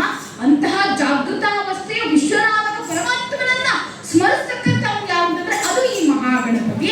ಆ ವಿಶ್ವನಾಮಕ ಪರಮಾತ್ಮನಿಂದ ಆನೆಯ ಮೋರೆಯನ್ನು ಪಡೆದಿರ್ತಕ್ಕಂಥ ಜಾಗೃತಾವಸ್ಥೆಗೆ ಅಧಿದೇವತೆಯಾಗಿರ್ತಕ್ಕಂತಹ ಮಹಾಗಣಪತಿ ತನ್ನೊಳಗೆ ಇರ್ತಕ್ಕಂತಹ ಸುಪ್ತ ಪ್ರಜ್ಞೆಯನ್ನು ಜಾಗೃತಗೊಳಿಸಲೋಸ್ಕರವಾಗಿ ಉದರಕ್ಕೆ ಹಾವನ್ನು ಬಿಗಿದಿದ್ದಾನಂತೆ. ಆ ಉದರಕ್ಕೆ ಹಾವನ್ನು ಬಿಗಿದು ಮೂಷಕವನ್ನೇರಿ ಬರ್ತಾ ಇದ್ದಾನೆ. ಎಷ್ಟು ಸುಂದರವಾಗಿದ್ದಾನೆ ಅಂತಂದ್ರೆ, ಮೊರೆ ಕಪ್ಪಿನ ಭಾವ ಮೊರೆ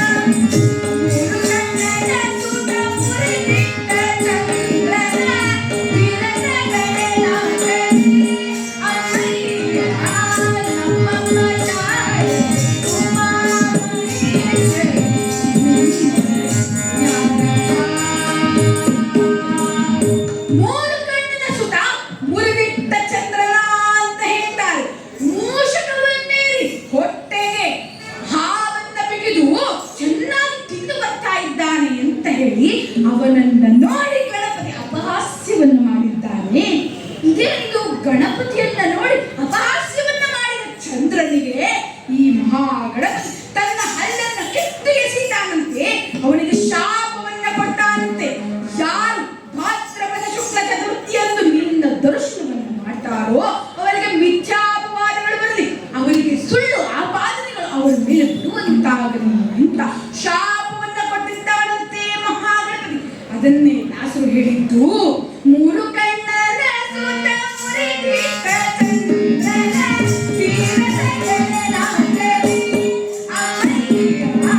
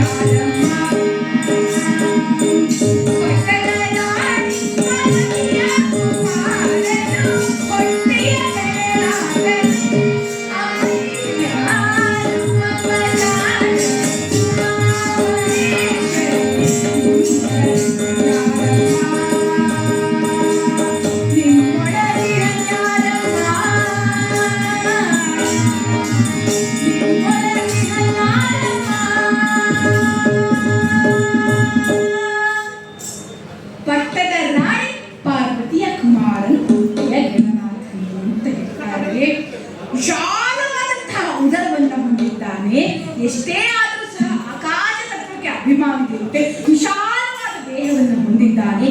ಅಂತಹ ಆಕಾಶ ತತ್ವಕ್ಕೆ ಅಭಿಮಾನಿ ದೇವತೆ ಆಗಿರ್ತಕ್ಕಂತಹ ಆ ಸಹ ನಮ್ಮ ವಿಘ್ನಗಳ ಪರಿಹಾರವಾಗಿ ಅವಕಾಶಗಳು ಲಭಿಸುತ್ತವೆ ಅಂತ. ಹಾಗಾದ್ರೆ ಈ ಚಂದ್ರನ ಒಂದು ದರ್ಶನದಿಂದ ಶಾಪವಾಗುತ್ತದೆ ಅಂತ ಗಣಪತಿ ಕೊಟ್ಟಂತಹ ಶಾಪವನ್ನ ಸಾಧನಪಡಿಸಲೋಸ್ಕರವಾಗಿ ದ್ವಾಪರಾಯುಗದಲ್ಲಿ ಜಗದಲ್ಲಿ ಶ್ರೀಕೃಷ್ಣ ಪರಮಾತ್ಮ ಅದೊಂದು ದಿನ ಹೀಗೆ ಉದ್ಯಾನವನದಲ್ಲಿ ಸಾಗುತ್ತಿರಬೇಕಾದ್ರೆ ಚವತಿಯ ಚಂದ್ರನನ್ನ ದರ್ಶನ ಮಾಡಿದ್ದಾನಂತೆ. ಗಣೇಶ ಚತುರ್ಥಿಯ ದಿನ ಆ ಚಂದ್ರ ದರ್ಶನವನ್ನ ಮಾಡಿದ್ದಾನೆ. ಊರಿನವರೆಲ್ಲರೂ ಮುಂದೇನು ಅನರ್ಥವಾಗುತ್ತದೋ, ಮುಂದೇನು ಕಾದಿದೆಯೋ ಅಂತ ಹೇಳಿ ಎಲ್ಲರೂ ಆಶ್ಚರ್ಯಚಕಿತರಾಗಿದ್ದಾರೆ. ಕೆಲವು ದಿನಗಳು ಕಳೆದಿದೆ. ಅದೊಂದು ದಿನ ಅಕಾಲದಲ್ಲಿ ಸೂರ್ಯೋದಯವಾಯಿತು ಎಂಬಂತೆ ಸತ್ರಾಜಿತ ಬರ್ತಿದ್ದಾನಂತೆ.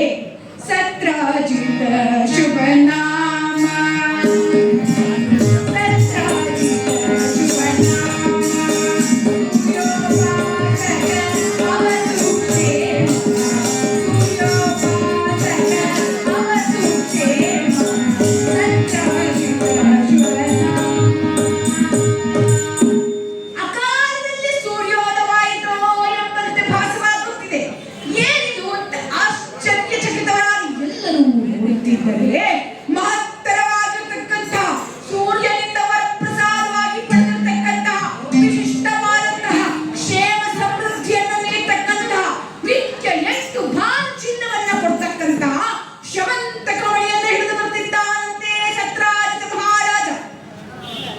ಬಂದಂತಹ ಸತ್ರಾಜಿತರನ್ನ ಕರೆದು ಸ್ವಾಗತಿಸಿ ಉಚಿತಾಸನದ ಮೇಲೆ ಕೂರಿಸಿ ಪಾದ ಪೂಜೆಯನ್ನು ಮಾಡಿದ್ದಾರಂತೆ. ಅಯ್ಯ ಸತ್ರಾಜಿತ ಅಂತ ಅವನನ್ನ ಸತ್ಕಾರ ಮಾಡಿದ್ದಾರೆ. ನೋಡಿ, ಮನೆಗೆ ಬಂದ ಅತಿಥಿಯನ್ನ ಸತ್ಕರಿಸುವ ಕ್ರಮ. ಯಾರಾದ್ರೂ ಮನೆಗೆ ಬಂದ್ರೆ ನಗ್ನಗ್ತಾ ದಯಮಾಡಿಸಿ ಇಷ್ಟೊತ್ತು ನಿಮ್ಮ ಮಾತೆ ಆಡ್ತಿದ್ವಿ, ನೀವೇ ಬಂದ್ಬಿಟ್ರಿ ಅಂದರೆ ಬಂದವರಿಗಾಗುವ ಆನಂದ ಅಷ್ಟಿಷ್ಟಲ್ಲ. ಇನ್ನು ಕೆಲವರು ಬರ್ತಿದ್ದ ಹಾಗೆ ಪ್ರಾರಂಭಿಸ್ಬಿಡ್ತಾರೆ. ಹೋಗುವ ದಯಮಾಡಿಸಿ ಮೊನ್ನೆ ತಾನೇ ಬಂದಿದ್ವಿ, ತಿರ್ಗಾ ಬಂದ್ಬಿಟ್ರ ಅಂತ. ಇನ್ನು ಕೆಲವರು ಫೋನ್ ಮಾಡ್ತಿದ್ದಾಗ ಹೇಳ್ಬಿಡ್ತಾರೆ, ಹೂ ಬರ್ತಾ ಇದ್ದೀರಾ, ಬಹಳ ಸಂತೋಷ, ನಮ್ಮೂರಿಗೆ ಬರ್ತಾ ಇದ್ದೀರಾ, ಅಯ್ಯೋ ನೀವು ನಮ್ಮನೆಗೆ ಬರಲೇಬೇಕು, ಯಾವತ್ತು ಬರ್ತಾ ಇದ್ದೀರಾ, ಓ ಭಾನುವಾರ, ನಾನು ಊರಲ್ಲಿರೋದಿಲ್ಲ ಅಂತ ಅಂತಾರೆ. ನೋಡಿ, ಅಷ್ಟರ ಮಟ್ಟಿಗೆ ಅತಿಥಿ ಸತ್ಕಾರ ಅಂತ.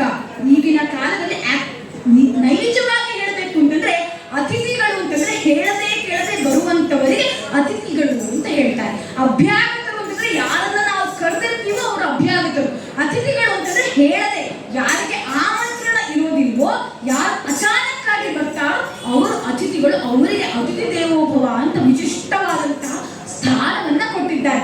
ಈಗಿನ ಕಾಲದಲ್ಲಿ ಅತಿಥಿಗಳು ಬಿಟ್ಟು ಬಿಡಿ, ಬಂದಂತಹ ಅತಿಥಿಗಳನ್ನ ತಿಥಿನ ಕೂಡ ಯಾರ ತಿಥಿಗೂ ಕೂಡ ಬರುವುದಿಲ್ಲ, ಅಂಥ ಸ್ಥಿತಿ ಆಗ್ಬಿಟ್ಟಿದೆ. ಈಗಿನ ಕಾಲದಲ್ಲಿ ನಮ್ಮ ಮಕ್ಕಳಿಗೆ, ನಮ್ಮ ನೆಕ್ಸ್ಟ್ ಜನರೇಷನ್ ಅವರಿಗೆ, ನಮ್ಮ ಮುಂದೆ ಯಾರಿದ್ದಾರೆ ಮುಂದಿನ ಪೀಳಿಗೆಯವರಿಗೆ ಯಾವುದೇ ರೀತಿಯ ಆಚಾರ ವಿಚಾರ ಸಂಸ್ಕಾರ, ಹೇಗೆ ಮಾತಾಡಬೇಕು, ಹೇಗೆ ಕರಿಬೇಕು. ಇತ್ತೀಚೆಗಷ್ಟೇ ಒಂದು ವಿಡಿಯೋನ ನೋಡ್ತಾ ಇದ್ದೆ. ಈ AI ಬಂದ್ಬಿಟ್ಟು ಯಾವ ಮಟ್ಟಕ್ಕಾಗಿದೆ, ಅತಿಥಿಗಳನ್ನ ಹೇಗೆ ಸ್ವಾಗತಿಸ್ತಾರೆ ಅಂತಂದ್ರೆ, ಯಾರೋ ಒಬ್ರು ಬೆಲ್ ಮಾಡ್ತಾರೆ, ಇವರು ಮೊಬೈಲ್ ಓಪನ್ ಮಾಡಿ, ಓಕೆ ಯಾರೋ ಬೆಲ್ ಮಾಡ್ತಾ ಇದ್ದಾರೆ, ನಾನು ಇವಾಗ ಏನ್ ಮಾಡ್ಬೇಕು ಅಂತ ChatGPT ಅಂತ ಕೇಳ್ತಾ ಇದ್ದಾರೆ. ಅಂದ್ರೆ ಏನ್ ಮಾಡ್ಬೇಕಂತ ಗೊತ್ತಿಲ್ಲ. ಅವನು ಅಷ್ಟೇ, ನಾನು ಗೇಟ್ ಮುಂದೆ ನಿಂತಿದ್ದೀನಿ, ಬೆಲ್ ಮಾಡ್ತೀನಿ, ಏನ್ ಮಾಡ್ಬೇಕು. ಅವ್ರು ಬೆಲ್ ಮಾಡ್ತಾ ಇದ್ದಾರೆ, ಡೋರ್ ಓಪನ್ ಮಾಡು ಅಂತ. ಅವನು ಮತ್ತೆ ಅವ್ರು ಡೋರ್ ಓಪನ್ ಮಾಡಿದ್ದಾರೆ, ನಾನೇನ್ ಮಾಡ್ಲಿ. ಡೋರ್ ಓಪನ್ ಮಾಡಿದ್ದಾರೆ, ಹಾಯ್ ಹಲೋ ಹೇಳು. ಇವರು ಡೋರ್ ಓಪನ್ ಮಾಡಿದ್ದಾರೆ, ಹಾಯ್ ಹಲೋ ಹೇಳು. ಅವ್ನು ಹಾಯ್ ಹಲೋ ಹೇಳ್ತಿದ್ದೀನಿ, ಏನು ಮಾಡ್ಲಿ. Your limit is cross, ChatGPT go for paid version ಅಂದ್ಬಿಟ್ಟು. ಇಂಥ ಸ್ಥಿತಿ ನಮ್ಗೆ ಈಗಿನ ಕಾಲದಲ್ಲಿ. ಒಂದು ಚಿಕ್ಕ ಕೆಲಸ ಕೂಡ ಮಾಡಬೇಕು ಅಂತಂದ್ರೆ ನಾವು ತಾಂತ್ರಿಕ ಒಂದು ಯಂತ್ರಗಳ ಮೇಲೆ ಅವಲಂಬಿತರಾಗಿದ್ದೇವೆ. ಏನು ಮಾಡಬೇಕು, ಹೇಗೆ ಮಾಡಬೇಕು, ಯಾವ ರೀತಿ ಮಾಡಬೇಕು. ಮುಂದೆ ಅದೇ ಪುರೋಹಿತ ಮಾಡಿಕೊಂಡು ಅದೇ ಒಂದು ಪೂಜೆಯನ್ನ ಮಾಡಿಕೊಂಡು ಅದೇ ಮಂತ್ರವನ್ನು ಹೇಳಿಕೊಂಡು ಮಹಾಗಣಪತಿಯ ಗಣೇಶ ಚತುರ್ಥಿಗೆ ವಿಸರ್ಜನೆಯನ್ನು ಮೊಬೈಲಲ್ಲೇ ಮಾಡಲಿಕ್ಕೆ ಶುರು ಮಾಡಿಬಿಡ್ತೀವಿ ಅಂತ ಕಾಣುತ್ತೆ. ಅಂಥ ಸ್ಥಿತಿಗೆ ನಾವೆಲ್ಲರೂ ತಲುಪ್ತಾ ಇದ್ದೀವಿ. ಆದಷ್ಟು ಬೇಗ ಅದರಲ್ಲಿ ತಿಥಿ ಮಂತ್ರವನ್ನು ನೋಡಿಕೊಂಡು ತಿಥಿ ಇಡುವುದಕ್ಕಿಂತ ಮುಂಚೆ ನಾವು ಅದಕ್ಕೆ ಪಿಂಡವನ್ನ ಇಟ್ಟರೆ ಮಾತ್ರ ನಾವು ಉದ್ಧಾರ ಆಗ್ತೀವಿ ಅಂತ. ಅಂತಹ ಒಂದು ಸಂದರ್ಭವನ್ನು ನಾವು ತಂದುಕೊಳ್ಬಾರದು. ಆಚಾರ ವಿಚಾರ ಸಂಸ್ಕಾರಗಳನ್ನು ಹೇಳ್ಕೊಡ್ಬೇಕು. ಬಾಲಗಂಗಾಧರ ತಿಲಕರು ಗಣೇಶ ಚತುರ್ಥಿಯ ಆಚರಣೆಯ ಮೂಲಕ ಸ್ವಾತಂತ್ರ್ಯ ಹೋರಾಟ ಚಳವಳಿಯನ್ನೇ ಮಾಡಿದ್ರು. ಇಡೀ ಹಿಂದೂ ಸಮಾಜವನ್ನು ಒಗ್ಗೂಡಿಸಿದ್ರು. ಆಗ ಉನ್ನತವಾಗಿ ಶುರುವಾದಂತಹ ಈ ಗಣಪತಿಯ ಹಬ್ಬ ಇನ್ನಷ್ಟು ಮತ್ತಷ್ಟು ಇನ್ನಷ್ಟು ಹೆಚ್ಚು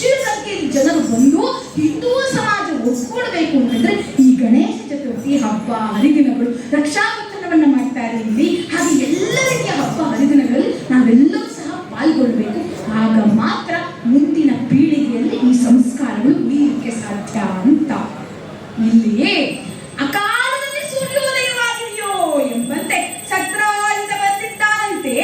ಬಂದಂತಹ ಸತ್ರಾಜಿತನನ್ನು ಸತ್ಕರಿಸಿದ್ದಾರೆ. ಬಂದಂತಹ ಸತ್ರಾಜಿತನು ತನ್ನ ಶ್ಯಮಂತ ಕಮಣಿಯ ಬಗ್ಗೆ ಕೊಚ್ಕೊಳ್ತಾ ಇದ್ದಾನಂತೆ. ನೋಡಿ, ಸೂರ್ಯ ನಾಮಕ ಪರಮಾತ್ಮನಿಂದಲೇ ವರವಾಗಿ ಬಂದಿರುವುದು. ಸೂರ್ಯ ದೇವರಿಂದ ವರವನ್ನ ಪಡೆದಿದ್ದಾನೆ ಅಂತಂದ್ರೆ ಭಗವಂತನದ್ದೇ ವಸ್ತು ಆಯ್ತದೆ. ಆಗ ಭಗವಂತ ಕೃಷ್ಣವನ್ನು ಕೇಳ್ತಾನಂತೆ, ನೋಡಪ್ಪ, ಈ ಶ್ಯಮಂತ ಕಮಣಿಯನ್ನು ನನಗೆ ಕೊಟ್ಟು ಬಿಡು, ಇಲ್ಲ ಅಂದ್ರೆ ಉಗ್ರಸೇನ ಮಹಾರಾಜನಿಗೆ ಒಪ್ಪಿಸು, ಇಡೀ ಈ ರಾಜ್ಯದ ಸುಭೀಕ್ಷದಿಂದಿರ್ತಾರೆ ಅಂತ ಹೇಳಿದ್ದಾನಂತೆ. ಭಗವಂತನ ವಸ್ತುವನ್ನು ಭಗವಂತನಿಗೆ ಕೊಡೋದಿಲ್ಲ ಅಂದುಬಿಟ್ಟ ಈ ಸತ್ರಾಜಿತ. ನೋಡಿ, ಜಗತ್ತಿನಲ್ಲಿ ಯಾವ ಔಷಧಕ್ಕಾದ್ರೂ ಮದ್ದಿದೆ, ನಾನು ಅನ್ನುವ ಅಹಂಕಾರಕ್ಕೆ ಮಾತ್ರ ಮದ್ದಿಲ್ಲ ಅಂತ. ಅದನ್ನೇ ದಾಸರು ಹಿರಿಯರು ಹೇಳೋದು, ನಾನು ನಾನೇ ನದಿರು ಎದೆ ಮಾನವ, ನಾನು ನಾನೇ ನದಿರು ಎದೆ ಮಾನವ, ಜನ್ಮರಿಯಂತವ ನಗಿಸಿಕೊಳ್ಳೋ, ನಾನು ನಾನೇ ನದಿರು ಎದೆ ಮಾನವ, ನಾನೆಲ್ಲರೂ ಎದೆ ಮಾನವ, ಎಲ್ಲದಕ್ಕೂ ನಾನು ನಾನು ನಾನು ಮಾಡಿದ್ದು ನಂದು ಅಂತಿರ್ತಾರೆ. ಈ ದೇವಸ್ಥಾನ ಯಾರು ಕಟ್ಟಿಸಿದ್ದು? ನಾನು. ಈ ಬ್ರಹ್ಮಸ್ಥಾನ ಯಾರು ಕಟ್ಟಿಸಿದ್ದು? ನಾನು. ಈ ಕಾರ್ ಯಾರ್ದು? ನಂದು. ಕೊನೆಗೆ ರಾಯರು ಬೃಂದಾವನ ತೋರಿಸ್ಬಿಟ್ಟು ಇದು ಯಾರ್ದು ಅಂತಂದ್ರೆ ಅದು ನಂದು ಅನ್ಬಿಡ್ತಾರೆ. ಒಂದಲ್ಲ ಒಂದಿನ ನಾವು ಬೃಂದಾವನವರೇ, ಮಣ್ಣಲ್ಲಿ ಸೇರೋರೆ. ಆದ್ರೆ ಮಣ್ಣಿಗೆ ಹೋಗೋವರೆಗೂ ಕೂಡ ಎಲ್ಲ ನಾನು, ನನ್ನದು, ನನಗೇ ಬೇಕು, ನಂದೇ ಇದು ಅಂತ ಅಹಂಕಾರದಿಂದ ಬೀಗ್ತಾ ಇರ್ತಾರೆ. ಜೊತೆಗೆ ದೇವರ ಮೇಲೆ ಶ್ರದ್ಧಾ ಭಕ್ತಿ ಅಂತ ಮಾತಾಡೋದಾದ್ರೆ ದೇವರಿದ್ದಾನೋ ಇಲ್ವೋ ಅನ್ನೋದೇ ನಂಬಿಕೆ ಇಲ್ಲ ಕೆಲವರಿಗೆ. ಒಂದು ಸಲ ಹೀಗೆ ಹಿಂದೂ ಹಾಸ್ಯಕ್ಕಾಗಿ ಒಂದು ಕಡೆ ಬಂದಂತಹ ಪ್ರಸಂಗ ಇದು. ಹಿಂದೂ ಮುಸಲ್ಮಾನರು ಕ್ರಿಶ್ಚಿಯನರು 3 ಜನ ಪ್ರವಾಹ ಬರ್ತಾ ಇತ್ತು. ಅವರು ನದಿಯನ್ನ ದಾಟಬೇಕಾಗಿತ್ತು. ಈ ಕ್ರಿಶ್ಚಿಯನರು ಒಬ್ಬರೇ ದೇವರು, ಸರಿ, ಅವರು ಯೇಸುವನ್ನ ನೆನೆದ್ರು, ದಾಟಿದ್ರು. ಅಲ್ಲೊಂದು ಹಗ್ಗ ಇತ್ತು, ಪಾಪ ಅದನ್ನ ಹಿಡ್ಕೊಂಡು ಹೇಗೋ ಕಷ್ಟಪಟ್ಟು ದಾಟಬೇಕಾಗಿತ್ತು. ಅಪ್ಪ ನೀನೇ ಕಾಪಾಡಪ್ಪ ಅಂತಂದ್ರು. ಮುಸಲ್ಮಾನರು ಅವ್ರಿಗೊಬ್ಬರೇ ದೇವರು ಅಂತ ನಂಬಿದ್ರು, ಸರಿ, ಅವ್ರನ್ನ ಹಿಡ್ಕೊಂಡು ದಾಟಿದ್ರು. ಈಗ ಬಂತು ಹಿಂದೂಗಳು, ಏನು ಮಾಡೋದು, ನಮಗೆ 33 ಕೋಟಿ ದೇವತೆಗಳು, ಯಾವ ದೇವರನ್ನ ನೆನೆಯೋದು? ವಿಷ್ಣುವನ್ನ ನೆನೆಯಲ್ವಾ? ಅವನೇನಾದ್ರೂ ಮತ್ತೆ ಕೈ ಕೊಟ್ಟು ಬಿಟ್ರೆ, ಅವ್ರು ನನ್ನನ್ನು ಕಾಪಾಡಲಿಲ್ಲ ಅಂತಂದ್ರೆ, ಇಲ್ಲ ಇಲ್ಲ ಕೃಷ್ಣನ ನೆನೆಯೋಣ, ಇಲ್ಲ ಇಲ್ಲ ಈಶ್ವರನನ್ನ ನೆನೆಯೋಣ, ಇಲ್ಲ ಇಲ್ಲ ನಾವು ಆ ಪಾರ್ವತಿಯನ್ನ ನೆನೆಯೋಣ, ಅಮ್ಮ ಅಲ್ವಾ ಅವಳು ತಾಯಿ ಜಗಜ್ಜನನಿ, ನಮ್ಮನ್ನ ಕಾಪಾಡ್ತಾಳೆ ಅಂತ. ಹೀಗೆ ಕೊನೆಗೆ ಕ್ಷಿಪ್ರ ಪ್ರಸಾದ ನಮಃ, ಅವನು ಬೇಗ ವರ ಕೊಡ್ತಾನೆ, ಗಣಪತಿಯನ್ನ ನೆನೆಯೋಣ ಅಂತ ಅನ್ಕೊಂಡು ನದಿ ಕ್ರಾಸ್ ಮಾಡ್ತಾ ಇದ್ರು. ಬಡ ಅಂತ ನೀರೊಳಗೆ ಮುಳುಗಿದ್ರು. ಗಣಪತಿ ಮೇಲಿಂದ ನಗ್ತಾನಂತೆ, ಪ್ರತಿ ವರ್ಷ ನನ್ನನ್ನ ನೀರಲ್ಲಿ ಹಾಕಿ ಮುಳುಗಿಸ್ತಿಯಲ್ಲ, ಕಣ್ಣು ನೋಡು, ಕೈ ನೋಡು, ಮೂಗು ನೋಡು ಅಂತ. ಅಂದರೆ ಭಗವಂತನ ನಿಂದನೆಯನ್ನ ಮಾಡಬಾರದು, ಭಗವಂತನನ್ನ ಭಕ್ತಿಯಿಂದ ಪ್ರಾರ್ಥಿಸಬೇಕು, ಭಗವಂತನ ರೂಪ ಚಿಂತನೆಯನ್ನ ಮಾಡಬೇಕು. ಅವನಿಗ ದೇಹ ಲಕ್ಷಣಗಳನ್ನ ಹೇಳಿರ್ತಾರೆ. ಆ ಲಕ್ಷಣಗಳ ಮೂಲಕ ಧ್ಯಾನ ಶ್ಲೋಕದ ಮೂಲಕ ರಕ್ತಾಂಬರಃ ರಕ್ತತಲುಃ ರಕ್ತಮಾಲ್ಯಾಲೇಪನಃ ಮಹೋದರಃ ಗಜಾನನಃ ಪಾಶದಂತಾಂಕುಶ ಅಭಯಃ ಅಂತ ಹೇಳಿ ಧ್ಯಾನ ಶ್ಲೋಕದ ಮೂಲಕ ಚಿಂತನೆಯನ್ನ ಮಾಡಬೇಕು ಆ ಮಹಾಗಣಪತಿಯನ್ನ. ಅದು ಬಿಟ್ಟು ಕಣ್ಣು, ಮೂಗು, ಬಾಯಿ ಅಂತೆಲ್ಲ ಆರ್ಕೆಸ್ಟ್ರಾ ಹಾಕೊಂಡು ಬೇಡದೇ ಇರುವ ಹಾಡುಗಳನ್ನ ಹಾಕೊಂಡು ಸಂಸ್ಕಾರಗಳನ್ನು ಮಾಡಬೇಕು. ಇಲ್ಲಿ ನೋಡಿ, ದೇವರ ನಾಮಗಳನ್ನು ಹಾಡ್ತಾ ಇದ್ರು, ಭಗವಂತನ ಸ್ಮರಣೆಯನ್ನು ಮಾಡ್ತಾ ಇದ್ರು, ಹರಿಕಥೆಯನ್ನು ಮಾಡಿಸ್ತಾ ಇದ್ದಾರೆ, ವಾದ್ಯ ಸಂಗೀತವನ್ನು ನುಡಿಸ್ತಾ ಇದ್ರು ನಿನ್ನೆ. ಹಾಗಾಗಿ ಆ ರೀತಿಯ ವಿಶಿಷ್ಟ ದೇವರ ನಾಮಾವಳಿಗಳ ಸ್ಮರಣೆಯನ್ನ ಮಾಡಬೇಕೇ ಹೊರತು ಬೇಡದೇ ಇರುವ ಆಚರಣೆಗಳನ್ನ ಮಾಡಬಾರದು ಅಂತ. ಇಲ್ಲಿ ಸತ್ರಾಜಿತ ಅಹಂಕಾರದಿಂದ ದೇವರ ವಸ್ತುವನ್ನೇ ದೇವರಿಗೆ ಕೊಡೋದಿಲ್ಲ ಅಂತ ಹೇಳಿದ್ದಾನಂತೆ. ಮರಳಿಯಲ್ಲಿಂದ ತೆರಳಿದ್ದಾನೆ. ಹಲವು ಕಾಲಗಳು ಕಳೆದಿವೆ. ಸತ್ರಾಜಿತನಿಗೆ ವರವನ್ನ ಕೊಡಬೇಕಾದ್ರೆ ಸೂರ್ಯದೇವ ಹೇಳಿದ್ದ, ಯಾವಾಗ ಭಗವಂತನಿನ ಹತ್ರ ಈ ಮಳೆಯನ್ನ ಕೇಳ್ತಾನೋ ಅವಾಗ ಕೊಡುವುದಿಲ್ಲ ಅಂತ ಹೇಳಬಾರ್ದು. ಒಂದು. ಇನ್ನೊಂದು,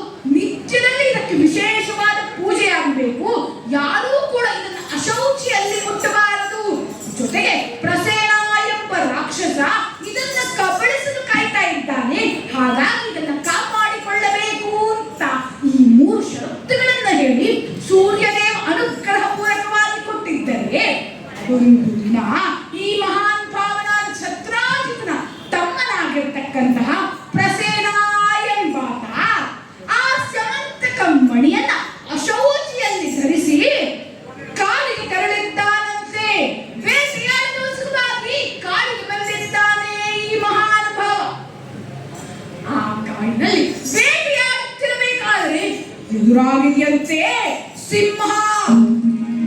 ಸಿಂಹ ಎದುರಾದರೆ ಘೋರವಾದ ಕದನ ನಡೆದಿದೆಯಂತೆ. ಆ ಕದನದಲ್ಲಿ ಪ್ರಸೇನನು ಮೃತನಾದ. ಯಾವಾಗ ಅಶೌಚಿಯಲ್ಲಿ ವಿಶಿಷ್ಟವಾದ ಮಣಿಯನ್ನು ಧರಿಸಿದನೋ ಅಂದಿಗೆ ಈತನು ಮುಕ್ತಿಯಾಯಿತು ಎಂಬಂತೆ ಆ ಸಿಂಹ ಆ ಸ್ಯಮಂತಕ ಮಣಿಯನ್ನು ಹಿಡಿದು ತೆರಳುತ್ತಿದ್ದರೆ ಜಾಂಬವಂತ ಎಂಬ ಕರಡಿ ಮಹಾನ್ ರಾಮಭಕ್ತ ತ್ರೇತಾಯುಗದಲ್ಲಿ ಅಪರಿಮಿತವಾದಂತಹ ರಾಮನ ಸೇವೆಯನ್ನ ಮಾಡಿದಂತಹ ಕರಡಿ. ಅಂದ್ರೆ 4 ಯುಗಗಳಲ್ಲಿ ಚತುರ್ಯುಗಗಳಲ್ಲೂ ಇದ್ದಂಥವು ಯಾರು ಅಂತಂದ್ರೆ ಅದು ಜಾಂಬವಂತ ಅಂತ ಹೇಳ್ತಾರೆ. ಅಂತಹ ಜಾಂಬವಂತನೊಡನೆ ಈ ಸಿಂಹ ನೇರವಾಗಿ ಬಂದು ಜಾಂಬವಂತನು ಆ ಸಿಂಹದ ಸೆಣಸಾಗಿ ಆ ಸಿಂಹವನ್ನ ಸಂಹಾರ ಮಾಡಿ ಆ ಸ್ಯಮಂತಕ ಮಣಿಯನ್ನು ಹಿಡಿದು ನೇರವಾಗಿ ತಂದು ಜಾಂಬವಂತನ ಮಗಳಾದ ಜಾಂಬವತಿಯ ತೊಟ್ಟಿಲಿಗೆ ಅದನ್ನು ಕಟ್ಟಿದ್ದಾನಂತೆ.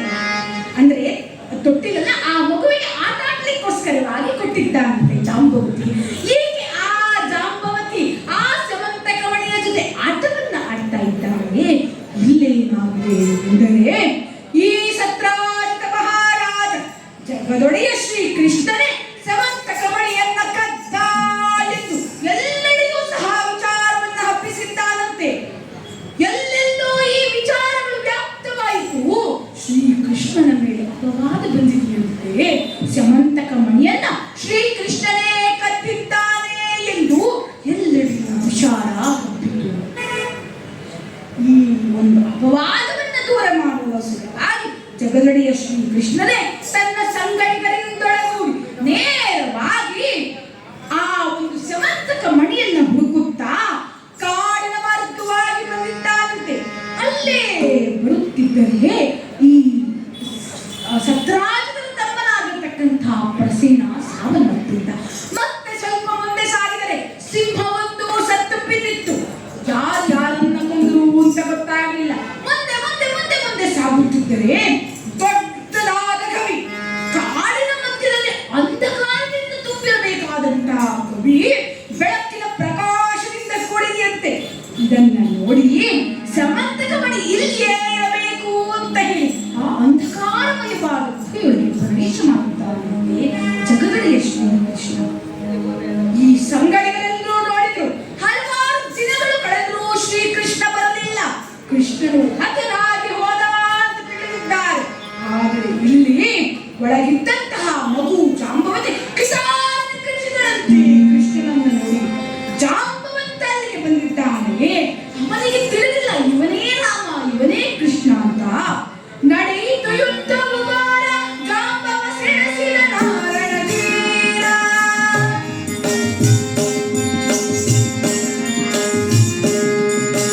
ನಡೆಯಿತು ಯುದ್ಧವು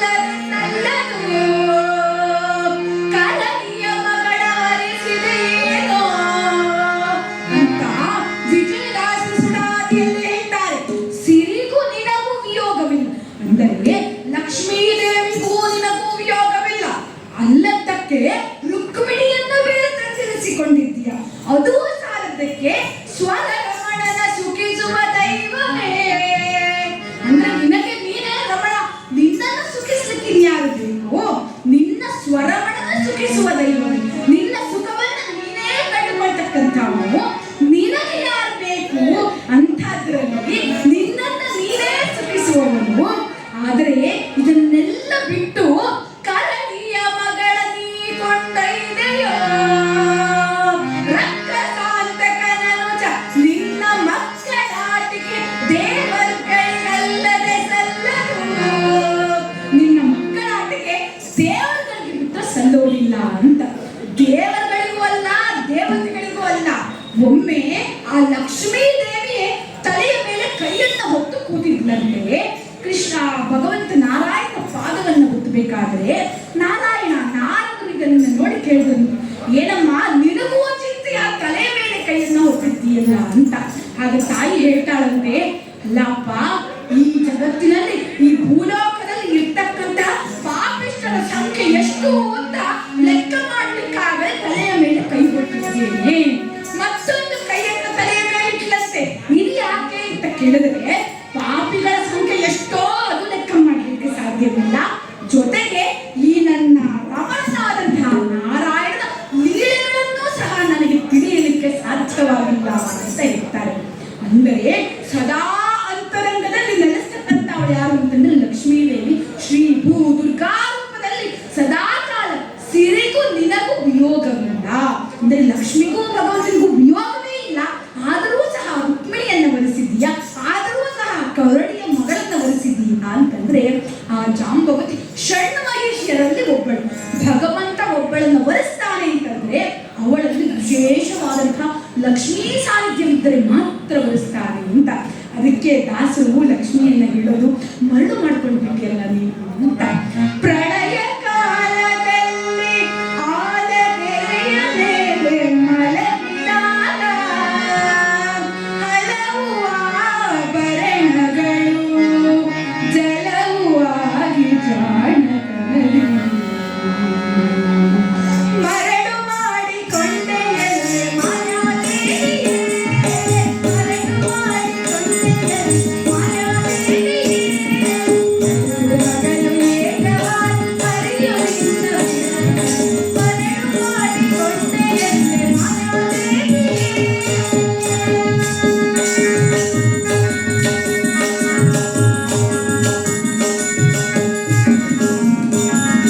ಎಡಕ್ಕೆ ಭೂಮಿ ಬಲಕ್ಕೆ ಶ್ರೀಯು ಎದುರಿನಲ್ಲಿ ಉಗಾಡಿ.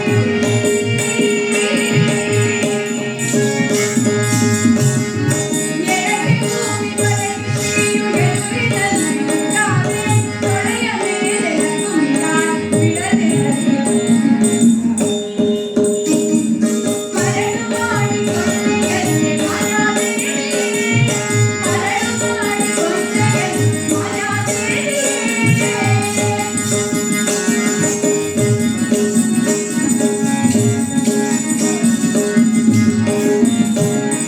ಮಕ್ಕಳ ಪಡೆದರೆ ನಿನ್ನ ಚೊಕ್ಕತನವು ಹೋಗುವುದು. ಮಕ್ಕಳ ಪಡೆದರೆ ನಿನ್ನ ಚೊಕ್ಕತನವು ಹೋಗುವುದು. ಮಕ್ಕಳು ಮಕ್ಕಳ ಪಡೆದು ಕಟ್ಕೊಳ್ಳಾರೆ. ಮರಳು ಮಾಡಿಕೊಂಡೆಯಲ್ಲೇ ಮಾಯಾದೇವಿಯೇ, ಮರಳು ಮಗಳು ಏಕವಾಗಿ ಹರಿಯುವುದಿಲ್ಲ. ಮರಳು ಮಾಡಿಕೊಂಡೆಯಲ್ಲೇ ಮಾಯಾದೇವಿಯೇ.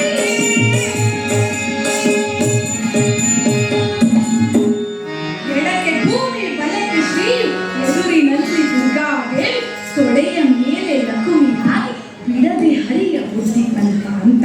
ನೋಡಿ, ಸಿರಿಗೂ ನಿನಗೂ ವಿಯೋಗವಿಲ್ಲ. ಸದಾ ಕಾಲ ನಿನ್ನ ಎಡಬಲದಲ್ಲಿ ಶ್ರೀ ಭೂ ದುರ್ಗಾರೂಪಿಯಾಗಿ ತೊಡೆಯ ಮೇಲೆ ಲಕ್ಷ್ಮಿಯಾಗಿ ನೆಲೆಸಿರ್ತಕ್ಕಂತಹ ಲಕ್ಷ್ಮೀ ದೇವಿಯೇ ಮರಳು ಮಾಡಿಕೊಂಡಿರಲ್ಲ ಅಂತ.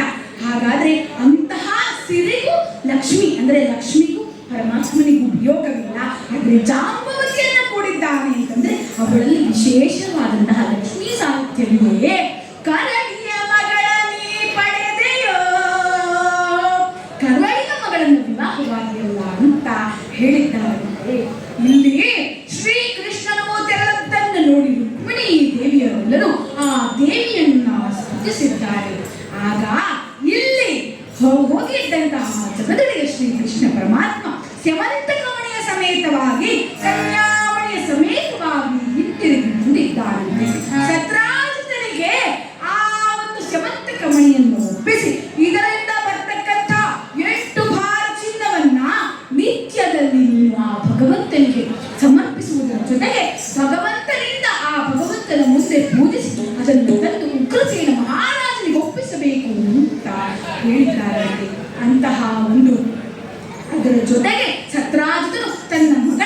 ಆಗಿರ್ತಕ್ಕಂತಹ ಸತ್ಯಭಾಮಾದೇವಿಯನ್ನು ಸಹ ವಿವಾಹ ಮಾಡಿಕೊಟ್ಟಿದ್ದಾನೆ ಜಗದೊಡೆಯ ಶ್ರೀಕೃಷ್ಣನಿಗೆ.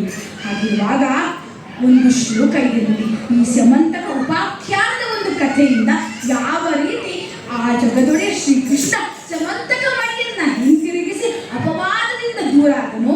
ನೋಡು ಸತ್ಯರಾಜಿತ, ನಾನು ಈ ಮಣಿಯನ್ನ ಕದ್ದಿರಲಿಲ್ಲ, ನಿನ್ನ ತಮ್ಮ ಪ್ರಸೇನ ಕದ್ದಿದ್ದ, ಮಿಥ್ಯಾಪವಾದ ಬಂದಿತ್ತು ಅಂದ್ರೆ ಸುಳ್ಳು ಅಪವಾದ, ಅದನ್ನು ದೂರ ಮಾಡಿಕೊಂಡ. ಆದ್ದರಿಂದ ನಮ್ಮ ಜೀವನದಲ್ಲೂ ಸಹ ಯಾವುದಾದ್ರೂ ಅಪವಾದಗಳು ಬಂದರೆ ಅಥವಾ ಚವಕಿಯ ಚಂದ್ರನ ದರ್ಶನವನ್ನ ಮಾಡಿದರೆ ನಮ್ಮ ಅಪವಾದಗಳು ದೂರವಾಗಬೇಕು ಅಂತಂದ್ರೆ ಸಿಂಹ ಪ್ರಸೇನ ಅವಧಿ ಸಿಂಹೋ ಜಾಂಬವತಾರತಃ ಸುಕುಮಾರಕ ಮಾರೋರಿ ತವ ಕೇಶು ಸಮಂತಕ ಎಂಬತಕ್ಕಂತಹ ಶ್ಲೋಕವನ್ನ ಪಠಣ ಮಾಡಬೇಕು ಅಂತ ಹೇಳ್ತಾರೆ. ಹಾಗಾಗಿ ಅಂತಹ ಒಂದು ಸಮಂತಕ ಉಪಾಖ್ಯಾನದ ಚರಿತ್ರೆಯನ್ನ ವಿಶ್ವಂಬರನಾಮಕ ಪರಮಾತ್ಮನ ಉಪಾಸಕನಾಗಿರ್ತಕ್ಕಂತಹ ಆ ಮಹಾ ಗಣಪತಿಯ ಒಂದು ವಿಶೇಷವನ್ನ ಇಂದು ನಾವು ಕೇಳಿದ್ದೇವೆ. ಹಾಗಿರುವಾಗ ಆ ಮಹಾಗಣಪತಿ ತದಂತರ್ಯಾಮಿ ವಿಶ್ವಂಭರ ನಾಮಕ ಪರಮಾತ್ಮ ಸರ್ವರಿಗೂ ಸಹ ಮಂಗಲವನ್ನು ಉಂಟು ಮಾಡಲಿ. ಈ ಮಾಧವ ಕೃಪದಲ್ಲಿ ಮಾಧವನ ಕೃಪೆಯಿಂದ ಇನ್ನಷ್ಟು ಕಾರ್ಯಕ್ರಮಗಳು ಸತ್ಕಾರ್ಯಗಳು ನಡೆಯಲಿ. ನಮಗೋಸ್ಕರ ಈ ಒಂದು ಕಿಂಚಿತ್ ಸೇವೆಯನ್ನು ಮಾಡಲಿಕ್ಕೆ ಅವಕಾಶವನ್ನು ಕಲ್ಪಿಸಿಕೊಟ್ಟಂತಹ ಈ ಒಂದು ಜನಜಾಗರಣ ನಾಯಕರ ಸಾರಸ್ಯ ಸಮಿತಿಯವರಿಗೆ ಸರ್ವರಿಗೂ ಸಹ ಕೃತಜ್ಞತೆಗಳನ್ನು ಅರ್ಪಿಸುತ್ತಾ ಹರಿಕಥೆಯಲ್ಲಿ ಏನಾದರೂ ಲೋಪದೋಷಗಳಿದ್ದರೆ ಕ್ಷಮಿಸಬೇಕು ಅಂತ ಕೋರುತ್ತಾ ಈ ಹರಿಕಥೆಯನ್ನು ಆ ಮಹಾಗಣಪತಿಯ ಪಾದಕ್ಕೆ ಸಮರ್ಪಿಸುತ್ತಾ ಕಥೆಗೆ ಮಂಗಲ ಜಯ